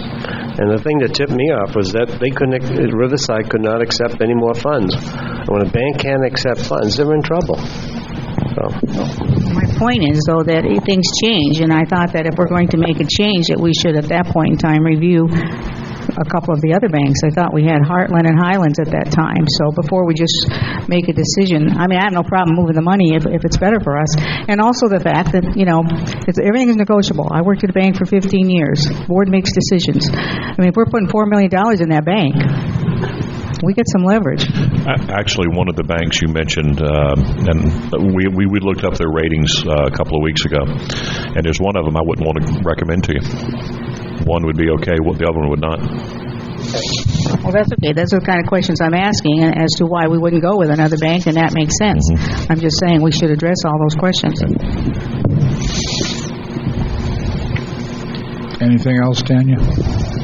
Just a couple of things I'd like to mention on the financial statements. The net income currently of the general fund is $1.5 million. Of course, the reason being is, a majority of our revenues come in the first 6 months of the fiscal year. The net income of the golf course is approximately $206,000, and the net income for the water and sewer utility fund, $570,000. So that's at the 6-month mark. So in other words, we're in very good shape. Yes. The other thing I want to mention about the financial reports, I think you did a great job on breaking it out and making it, very easy to read. I think you did a good job on that. It's great. Thank you. Okay, I don't think we have any unfinished business. No new business. No committee reports, so we'll go to public comment.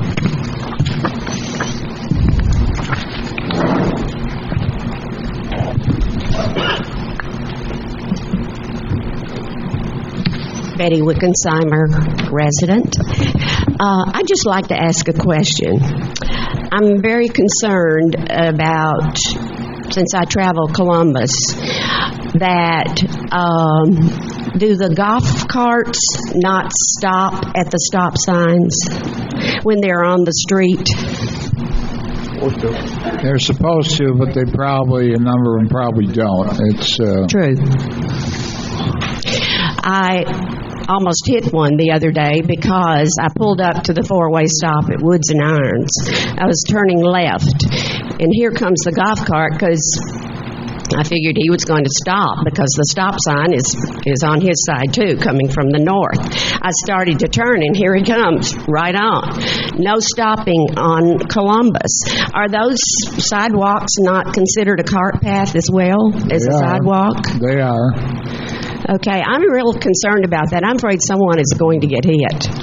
Well, that's a good point. I think we're seeing more incidents than we have in the past. The other companion issue to that is whether or not speed tables will be introduced on Columbus, and that's been proposed by several different residents.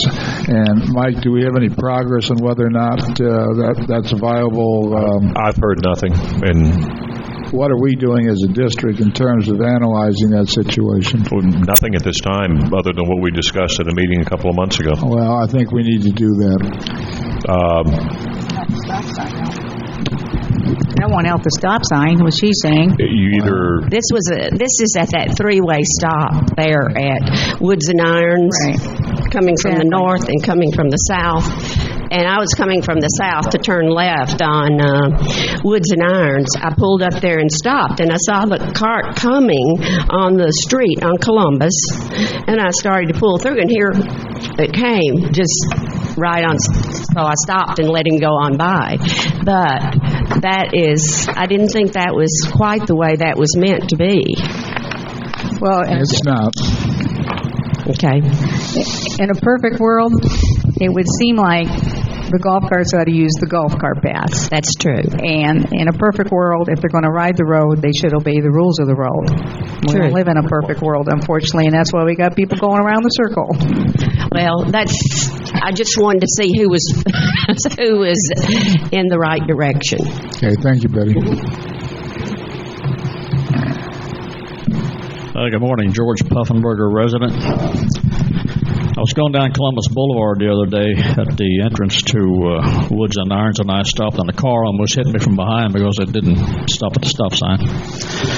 I mentioned before, little old lady almost rammed two golf carts who had stopped at the stop sign. Those stop signs are hazards.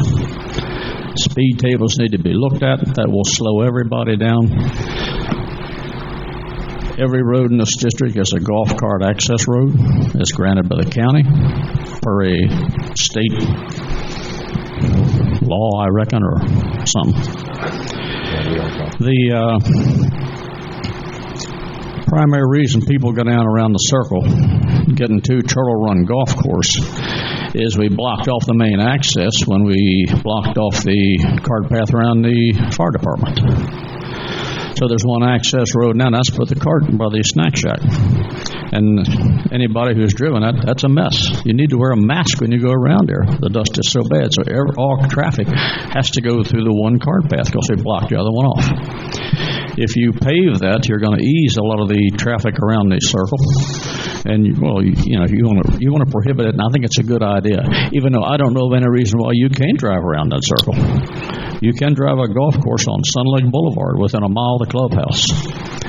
It's not a safe thing to do, but when you pave the cart path around the snack shack onto the cart path going north on Columbus, you would help that situation substantially. The scrub jays, I think I heard the general manager say, I will tell you, when you go out, I think it's north on Columbus and turn west. I don't know the name of the road, but there's an abundance of scrub jays back there because I ride back there and I feed them lots of times, and they have moved, but there's still lots of them here in the district. They moved primarily because what Frank said, they don't like the underbrush or the tall growth. The other issue, two issues I have, not issues, just things I want to talk about. The financial report, I think the board deserves accolades for that. I think it looks very good in tough times. I think both the staff has done a great job on controlling expenses and of getting additional revenues. I know Supervisor Jimmy was one of the keys to going after these folks, and it shows. It's been in tough times, this district's in really good shape. And I know as we look at the budget coming up, there's going to be some issues that I'll talk about at that time on some of the things he had on his list to do. The issue I want to talk about this morning is I'd like to see the board put on the agenda a discussion of flying flags on district buildings. I think it's needed.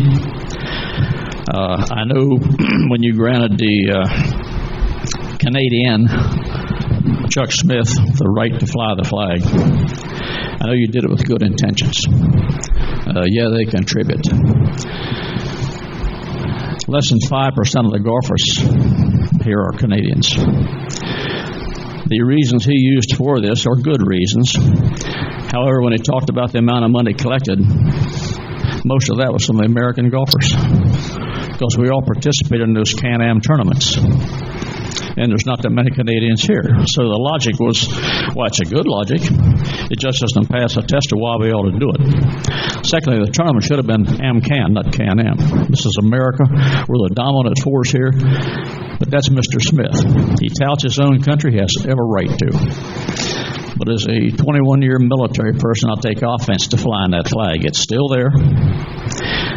If we're going to fly foreign countries' flags, we need to have a policy on when they're flowing, why they're flowing. Just because somebody asks you should not fly a flag. My wife's Puerto Rican. She says, can I get my Puerto Rican flag and fly it? I said, you can fly it in front of our house right now. That's the only place you can fly it. I've heard a lot of comments about that flag. It needs to come down. The board needs to have a discussion, an open discussion, and have a flag policy. Because that flag will come down one of these days. One way or the other, it's coming down. I have some suggestions.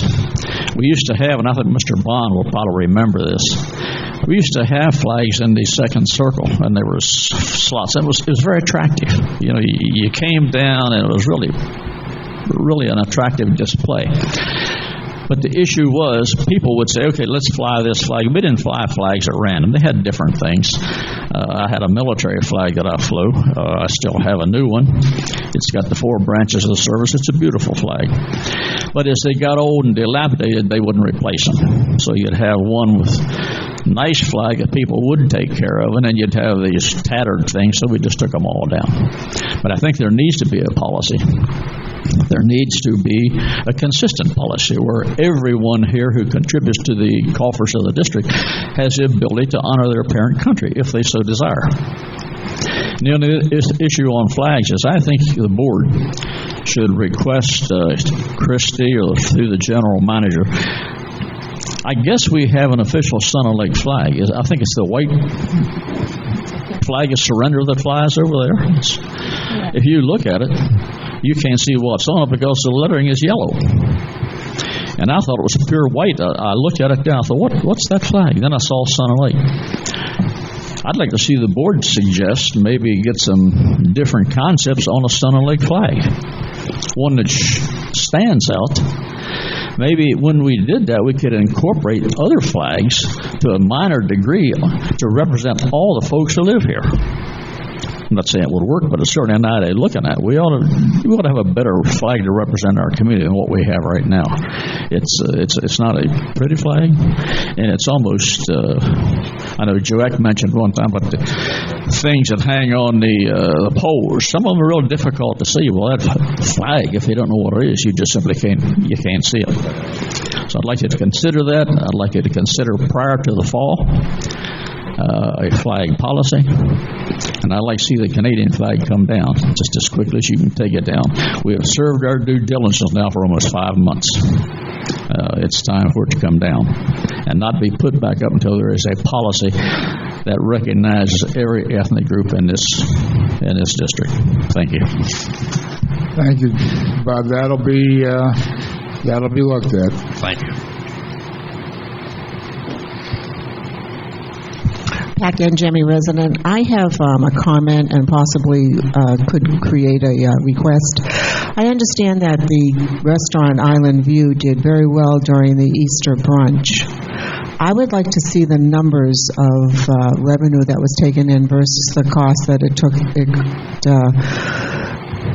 was necessary to put on that brunch. I know that we subsidize the restaurant, and I think that because of our wonderful chef that we have in place now, that could probably be reduced, and I would just like to see the numbers that come out of that. I understand, unfortunately, that Mother's Day brunch was not as successful for, I'm not sure what reasons, other than...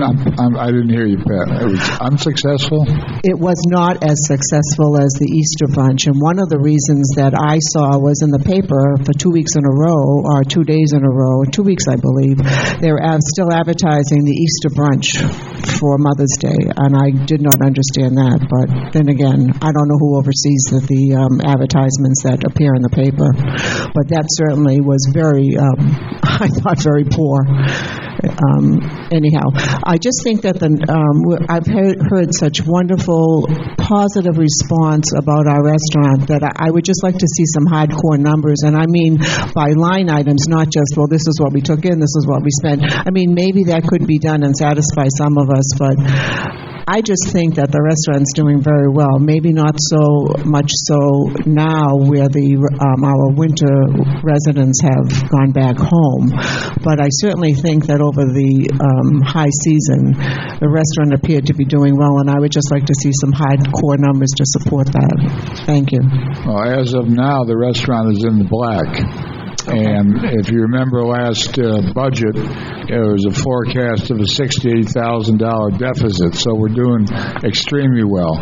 Regarding that particular item, you're talking about getting the facts and figures. That'll have to come from whoever is, like Ron or somebody that's running from that. We don't have that information. No, I realize that. Thank you. I can add, Pat. I know the Mother's Day brunch, they had almost 400 reservations for that, and that was... Oh, that's wonderful. Yeah, and the Easter brunch, I think there was 100 and... The man behind you might know the number. 360. Pardon? Or vice versa. Okay, which was from what I could see in the parking lot, it seemed to be quite successful, that Easter brunch. But then again, our snowbirds were still here as well. The Easter brunch is the one that had 400, and the other one was like 100 and some odd. No? Correct me. They limited the number of people for Mother's Day, because I was one of those, but I was not able to eat there for that particular. Yeah, we were there, both of them. For Mother's Day, but I mean, once they had the maximum number of reservations, they stopped taking reservations at a certain point. Just Kim O'Neill from Sun and White Kitchen. Kim O'Neill, Kitchen and Partners. Mother's Day was 98 people showed up. We had reservations for 140. We only had 98 show. And for Easter, there was 340 people. Just had the numbers backwards. Thank you.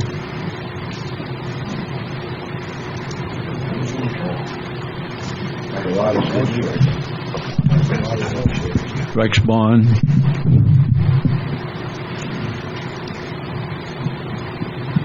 I'm not as so concerned about earnings as I am safety when it comes to the district's money. And I don't know whether we have anyone that advises us as to what securities we should require. I do know the state has a law that requires the banks and the folks that have the money to pledge certain securities. I've been promising this young lady I'd come by and meet with her. I'm not an expert on it, but even the state investment people, through a memorandum a few months ago, was highly criticized for the poor job they had done in investing the state's money along with the county and district money. The other question that I would just like for us to be sure of, what agency approved or required, and it was a requirement, that the areas back of some of the homes be mitigation easements in order to get permission to build the golf course. I don't think Archibald had anything to do with it at that time. I'm speaking of the agency that required the district to have that area for scrub jay habitat. Sir? It was FDE, it was Department of Environmental Protection, and that's who we're talking to.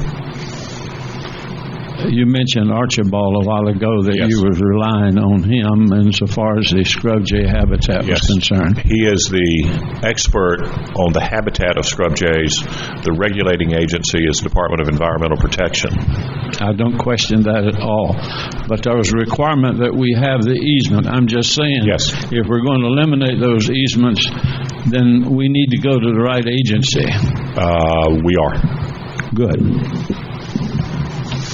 I noticed in our reports, too, that we had nothing mentioned in any of our reports about our roads, our water and sewer, and our drainage program.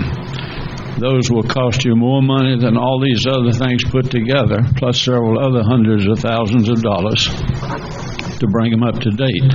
So I'm hoping, Mr. Chairman, that you will see to it that those items, they're very, very important. Without roads, water, and drainage, we don't have much to offer. I'm also delighted that the restaurant is in the black. It depends on how you keep your books. It just depends on how you keep your books. So, and by the way, I don't say that at all to criticize our young lady. I disagreed with the way our books were kept before she came. And again, one day I'm going to sit down and try to understand the standards that we keep our books on. They don't match up with the CPA audit accounting. As to, you look at that, you ought to be able to look at your daily books.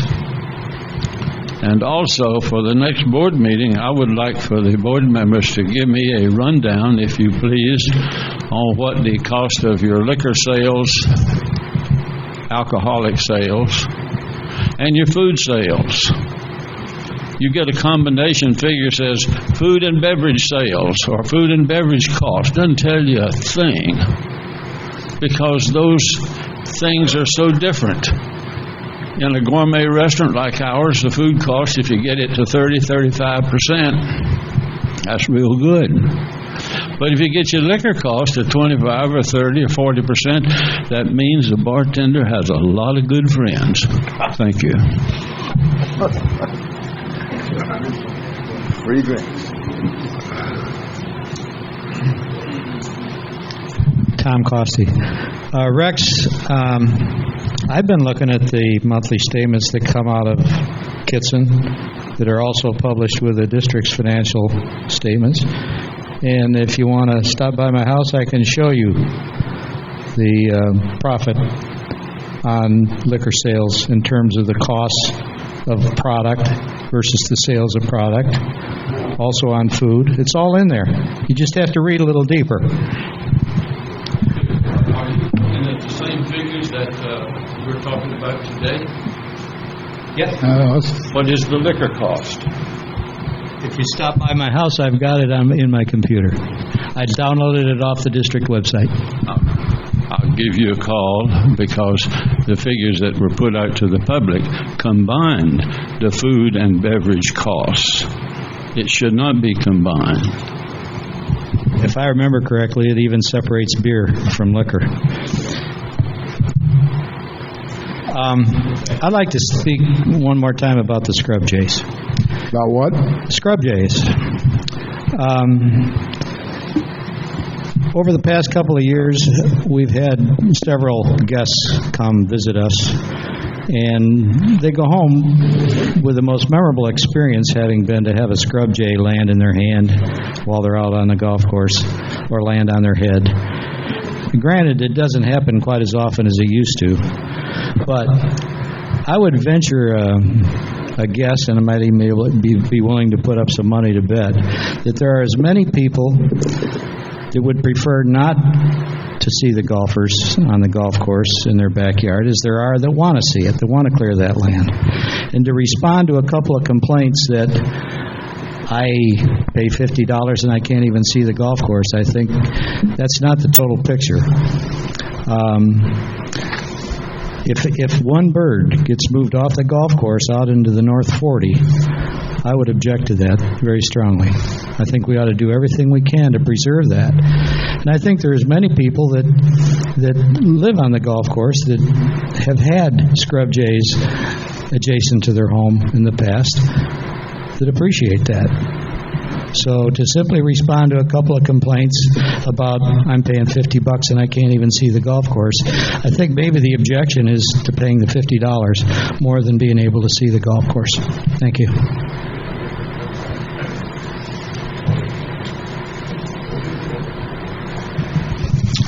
Rusty Carino. In looking over Michael's report on page 2, I was very concerned by, I think it's paragraph 6, and that is the dwindling number of people paying their assessments. And it says the 4,000 leaving less than half the district owners paying their assessment. Well, taking the financial report that was prepared by Ms. Canady, and by the way, is a very good report, Ms. Canady, in your report. Thank you. Okay, we haven't had this in a long time, and it's a long time coming. And in the report, we have 25 units of property, and only 3 of the units are paying their assessments. Only about the 3 units, units 23. Unit 13 and Unit 15. There are people that are paying in those units there is running at a range of only like 26% of the unpaid people in those areas, 26-32%. In overall, we're looking at 8,317 lots that are going unpaid. We're looking at roughly a 34% of the total total lots there that people are paying their assessment. So I think that this is a tremendous problem, and I think we need to keep on top of it and constantly keep monitoring it, and also come up with new ideas and better ideas in the collection process. The other thing I'd like to talk about is the report that Ms. Canady prepared. It's excellent. I think needs some improvement, but this is the first time this thing has ever been shown in the time that I've been here that's been set forth, and I thank you very much for that. One of the things I like to do is like to touch base, if I may, over on page... I'm sorry. He's speaking to the mic, Rusty. I'm sorry. What I'd like to do is for her to take a look at page 3. Over there it says golf funding, the actual versus the budget in the first section and the revenue section. I'd like to know what do we mean by other, and the other one, grounds and recreation reimbursement.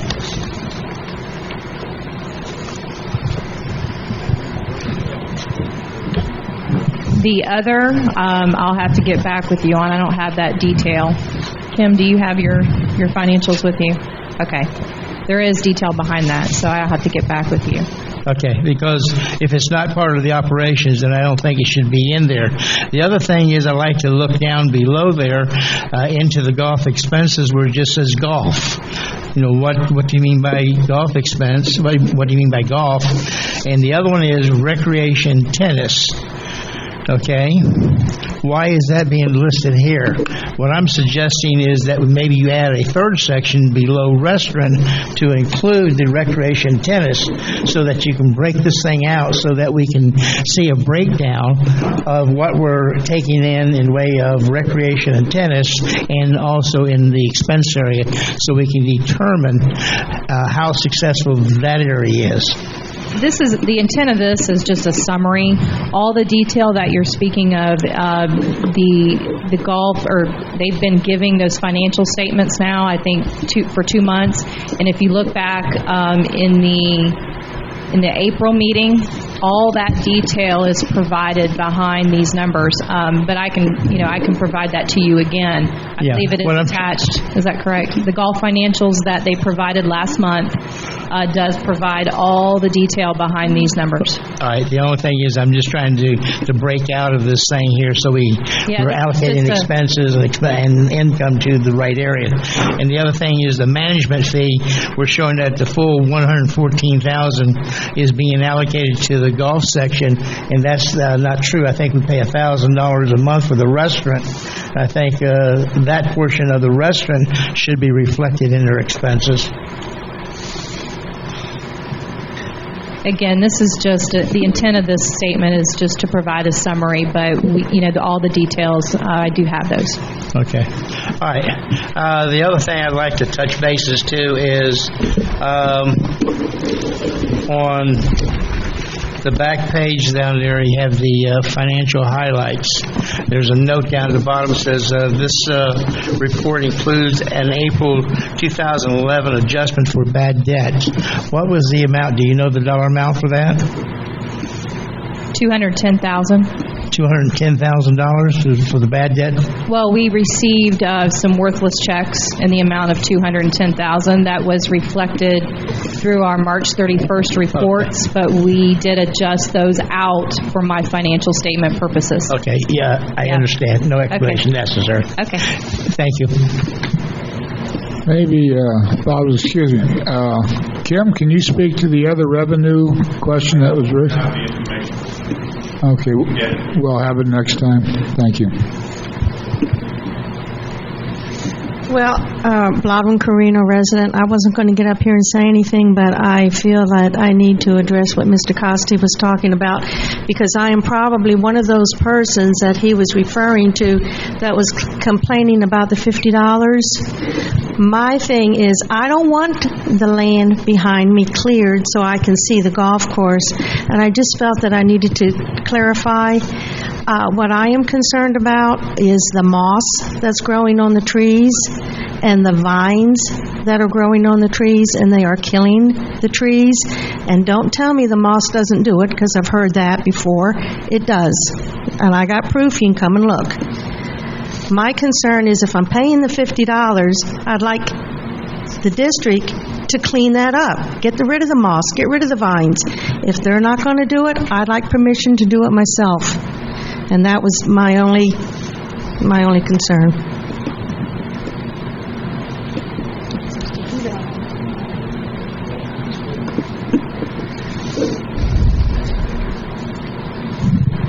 Bill Jackson. Driving over here today, I noticed they're replacing the sidewalks. This is good. It only took us 5 years to get that grant and get it into effect. It's good to have it. I also noticed as I went by, it was a big pile of these tubes that go under the driveways because you have a swale there. Now, I didn't stop and look, but are they filling in that hole? Because they tear out that whole part of the driveway. If they're taking those tubes out, are they replacing them, or are they going to block the swale when that water's got to be drained in there? And if you go down further from Vizcaya on Pozzo Diliani heading towards the community center, there's a large area that conducts water away, a bigger culvert area.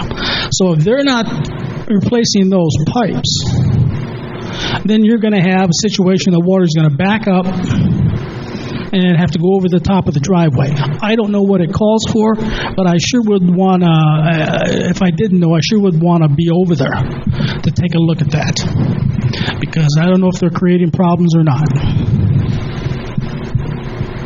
Mike, do you have an answer for that one, or? I believe. I don't want to speak from memory on that. I'd rather get the facts and report back. You have an answer, Bill. When we get this thing worked out with Fifth Third, I've seen varying numbers that there's going to be 500 lots that we're going to have to foreclose on. I think this is an opportunity to put that out for bid. That's a lot of lots.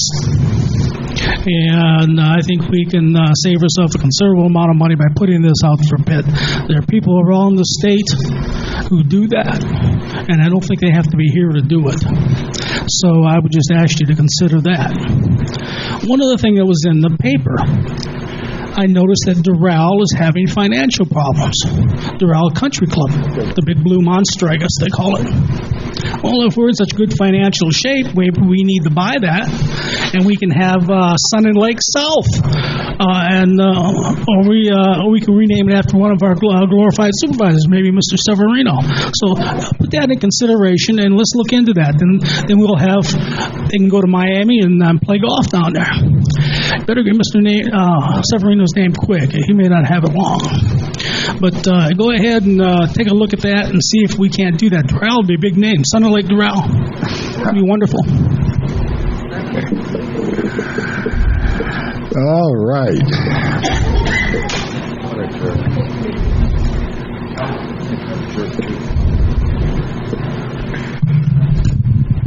Joe Ike, for the record. Thanks, Bill. You covered what I wanted to. Now, on them sidewalks, you're talking about the culverts there. According to Ramon, go ready there. They've got some drainage that's got to be worked in there, too. So, Mike, you can check with Mike, with Ramon on that. Joe, I have the plans. Yeah. Well, if you got them, you should know what your answer should have been then. Quite honestly, I didn't look at that. No. I try and cover my bases then. But anyway, I want to get back to this Dollar General.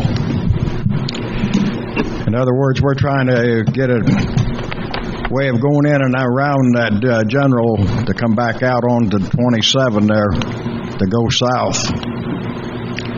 And that road that you're talking about in there, I had the opportunity to go to the General yesterday and around it.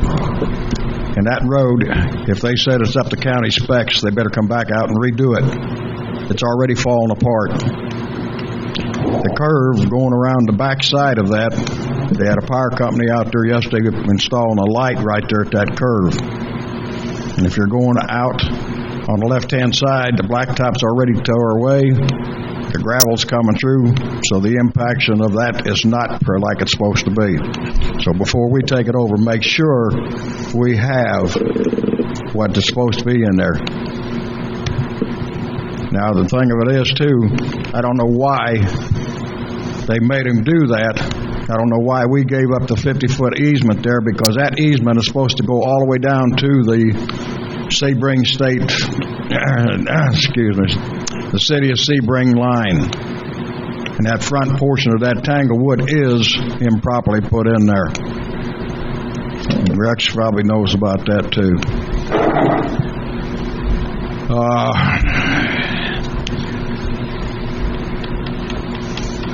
Bill covered the sidewalks on that, which I had down there. I got a question here, and I read it somewhere too, that we've got 2 vehicles is all that we got that's being taken home, Michael? 3. 3? The one that I read was Don Garroni and George Lloyd. And the on-call sewer guy, utility guy. The on who? The on-call utility employee. Okay, where is the intern safety director's car? It's parked at either the town hall or the maintenance area. Did he work this past weekend? I'd have to check. Because that vehicle is not on district property this weekend at all. Because I even went down to the compound to check down there to see if I could find it in there. Now, these vehicles are supposed to be parked. We're supposed to have 3 of them, Dick. And I'd like to see that. I know that. So your point's well taken. We'll find out. The other thing is, too, Tanya mentioned about $210,000 bad checks. Where are we at with that? Has anything been done to going after Bob Savarino? Well, Let me have Mr. Wright respond to that. There has been some movement on that. It's turned over to the sheriff's office probably 3.5 weeks ago.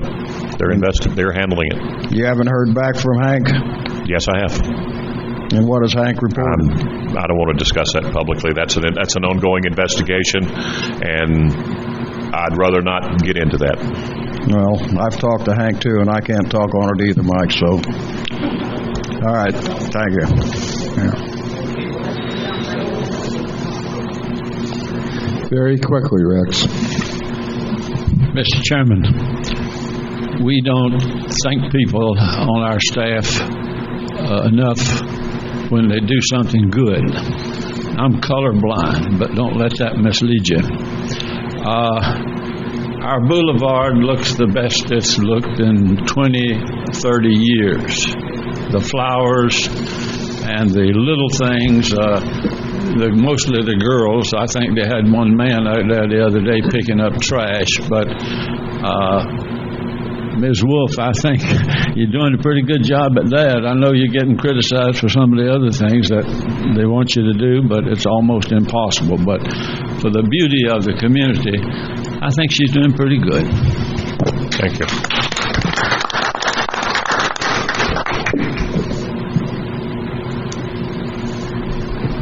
Rick Hulbert, for the record. I have 3 items. Number 1, we get a very beautiful brochure in our water bill every month. The problem is that some of those items that are in that brochure are already gone before we get the brochure by the time we get our mailing for our water bill. I think we need to look at that so that those items are put in the previous month so that we can see it and have it to be able to read it. So we know when Easter... I was just going to ask, you're talking about the newsletter that goes with that? Yes. Not a brochure, but newsletter. The newsletter. Okay, and what items in there were you referring to? Well, a lot of times there'll be something held on the 5th or 6th of the month, and we don't get the water bill until the 8th of the month, okay? Or the 15th of the month for the next month. I mean, I just got the water bill 3 days ago. It's for next month. But some of those items that were at the beginning of that newsletter had already passed. That's all I'm saying, okay? Code enforcement, I asked when I was at the meeting, the code enforcement meeting here, about the villa across the street from us, and I was told by the code enforcement officer that that was being taken care of by the bank. It's been 2 weeks, nothing's happened. And the villa adjacent, or part of the same building, those people have just got up and walked away from that place, and it's going to be the same type of situation. So we need to get some more information. I've contacted our homeowners association president, told him to talk to the code enforcement because he has the name of the bank that's holding those that property. I have one more item, and I know what I was going to say. I think Mr. Puffenberger is correct in taking down the Canadian flag. I would suggest that we remove the Canadian flag and put a state of Florida flag up there, along with the Sun and Lakes flag and the United States flag. I was appalled when I first moved here that all 3 of those flags were at the same height.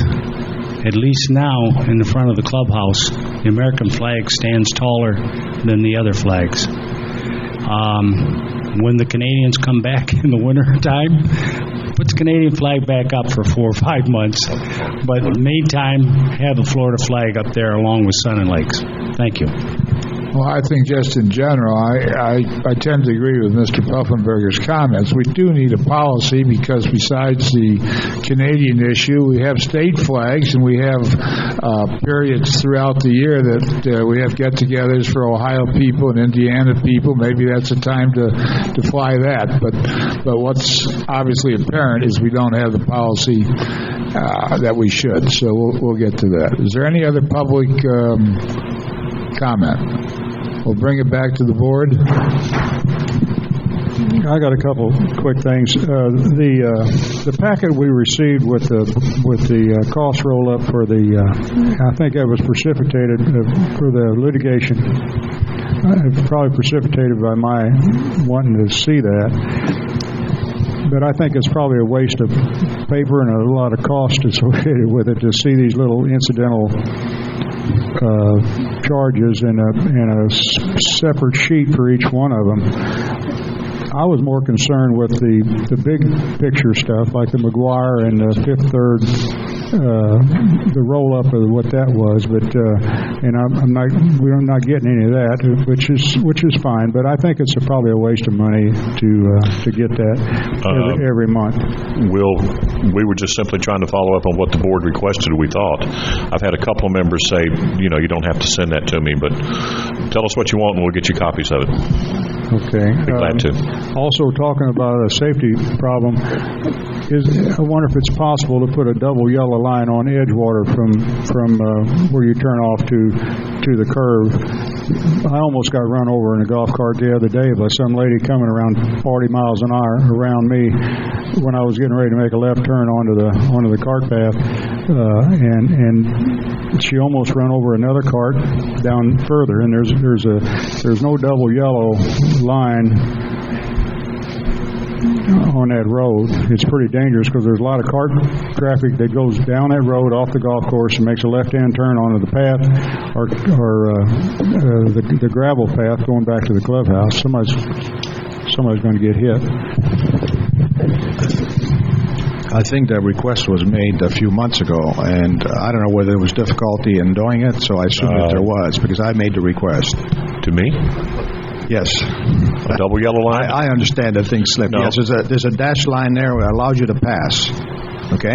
And I also requested for a sign, cart crossing sign. I think the sign was installed. We did do that. I don't remember the double yellow line because I would have had it put in when I had all the other striping done. Solid line there. We can't have dash lines because that allows you to pass. And there should be no dash line there anyways because it's a very short block. So, but that needs to be paid attention. I like to kind of weigh in on the flag situation. I've lived in 3 different countries. Okay, the country I live in is a flag that I fly. I'm there because I want to be there. The flag you see in front of my house is the American flag. I'm an American citizen now, but I came here 30-some years ago. Okay. Prior to that, I lived in Canada. I flew the Canadian flag. I was born in Italy, lived there for 12 years, and my parents flew the Italian flag. I have no desire to fly the Canadian flag or the Italian flag. Because if it's better there, I would be there. And I think I owe the allegiance to this country. Canadians are our guests. We welcome them. And the reason they're here is because the conditions are better here in the winter than they are in Canada. I can vouch for that because I lived in Canada. And we appreciate them being here and spending their money here, but they're here because they enjoy themselves here. And I'm not sure there's a need to fly the Canadian flag.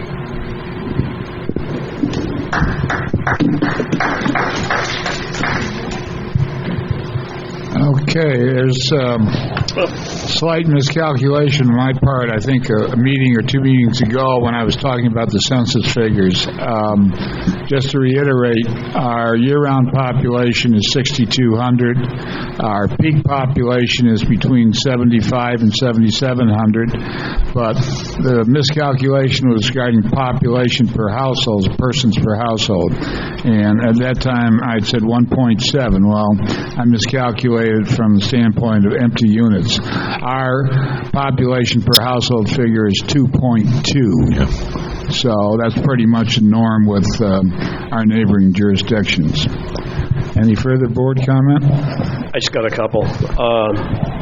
We received a letter regarding, opinion letter from Mr. McClure regarding voting conflicts, and in the fourth paragraph, John, you state that it is therefore my advice that any supervisor elected either by popular vote or by the $1 one vote methodology completely abstain from voting on any matter that injures their personal gain or loss. And then you quote a section of Florida statute. Could you explain to me, and probably to the general public, exactly completely abstination on voting? That paragraph is there because of 112.3143(3)B, I think, which is it removes the prohibition on voting, which is contained in paragraph A, to your personal gain or benefit for those supervisors that are elected on a 1 acre, 1 vote basis. And the reason for that was, in a water management type district, all the supervisors are all landowners, and they couldn't vote on anything if that were the case. So the exception to the prohibition on voting was contained for the 1 acre, 1 vote districts. And that's why, because I talked to Chris Anderson on this, who's at the Commission on Ethics. We had quite a discussion about this. And he said, in his opinion, he felt that the 1 lot, 1 vote could be equated to the 1 acre, 1 vote, but the $1, 1 vote was clearly removed from that. That was what I advised you at the last meeting when the opinion was requested. And so I'm just trying to make it clear that unless you are a holdover on the 1 lot, 1 vote election thing, that nobody can be filing these, for lack of a better term, Form 8B, get out of jail free card. You still have to file the Form 8B. You still have to state on the record the basis for the abstention, and then you have to abstain from voting, as opposed to filing the Form 8B and still voting. That's the thrust of that. Okay, so at some point, if there is some issue that comes up at any board member, not just this board, any board member now or any future board member that would involve a street improvement on their street, would they have to abstain from voting on that? In my opinion, no, and the reason for that is the de minimis rule. Okay. Because it all depends on how much is affected. Now, the example you gave, the answer might be yes, if it's on your street, because you're only improving, let's say, 50 lots, and you're one of 50, which is different from one of 12,500 lots.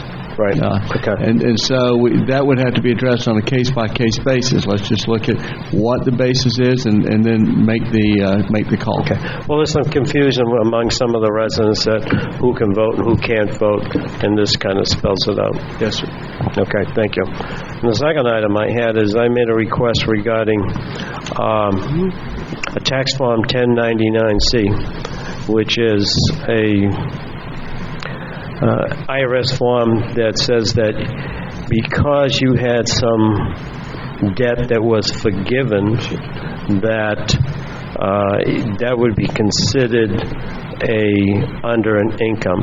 And in your response to me, I appreciate that you're not a tax attorney, but then at the last paragraph you say, I expect the IRS might issue some sort of opinion on the subject. I certainly do not advise sending out a Form 1099 without good authority from the IRS to do so.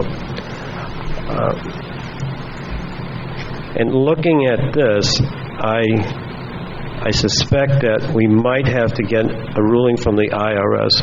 I don't know if the district has ever sent out a 1099-C for any assessments that were not paid and fell off the 5-year shelf.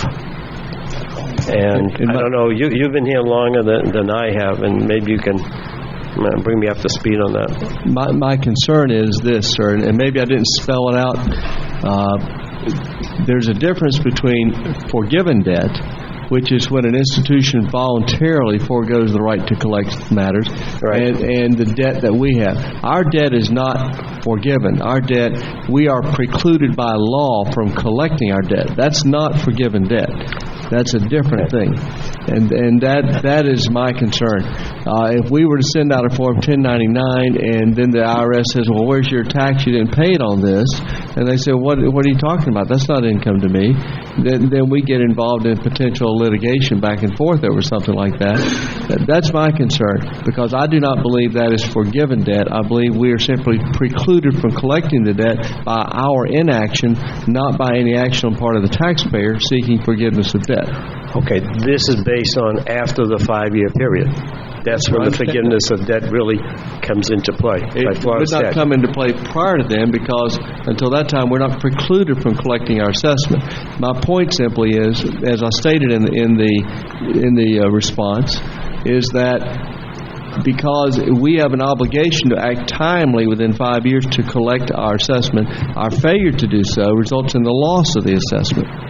That's basically what's happening. And so whenever we lose the assessment, that's based on our inaction, not on the action of a taxpayer seeking to benefit and receiving some sort of tax relief. That's the point. Okay.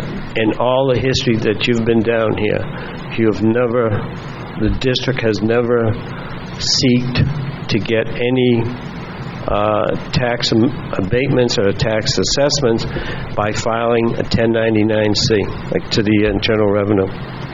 Not to my knowledge, no, sir. Are we at risk in any type of IRS penalty by not doing it, our inaction? Well, again, I would point out to you, sir, I stated I'm not a tax lawyer. I understand. I would be most surprised, however, because let me also say that I've worked with a number of workout agreements on mortgages, and I'm very familiar with the IRS publication on that. Right. I didn't go through it and quote it in detail in here, but I am certainly very familiar with that. And that deals with the forgiveness of debt by a mortgagee of a mortgagor's debt. And there's even a new ruling on that. If it's your personal residence and meets certain criteria, then that's not reportable, etc.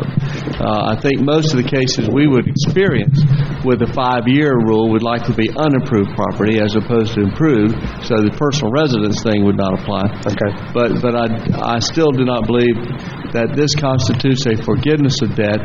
It's rather debt that we are precluded from collecting. That being the difference. Okay.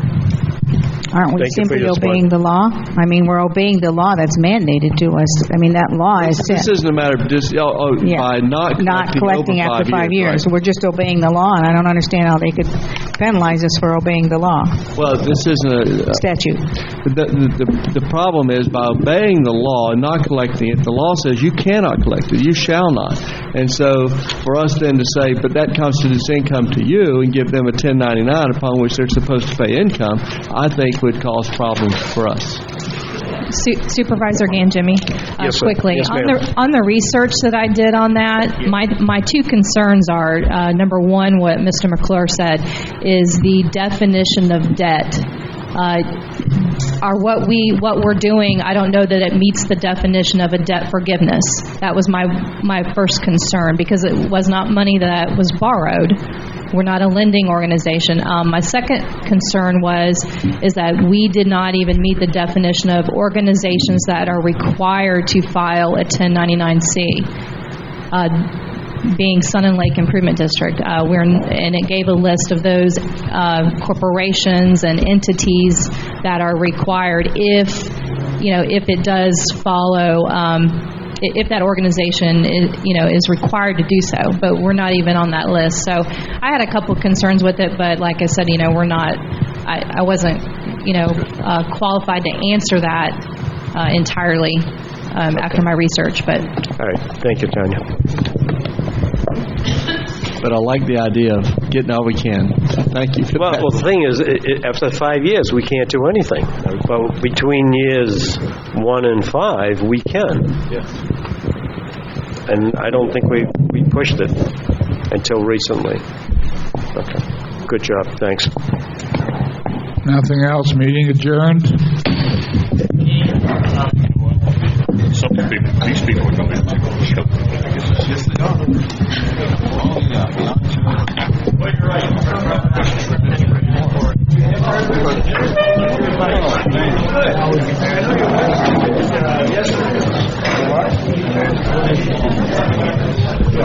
Well, it's probably good to have a mic. Yeah, it is. It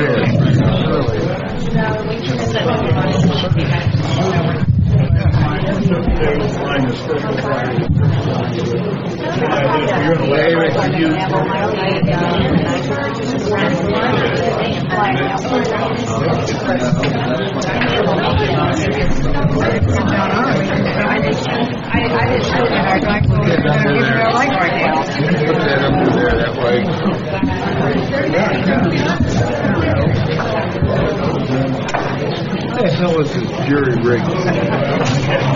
We need an adjustable leg.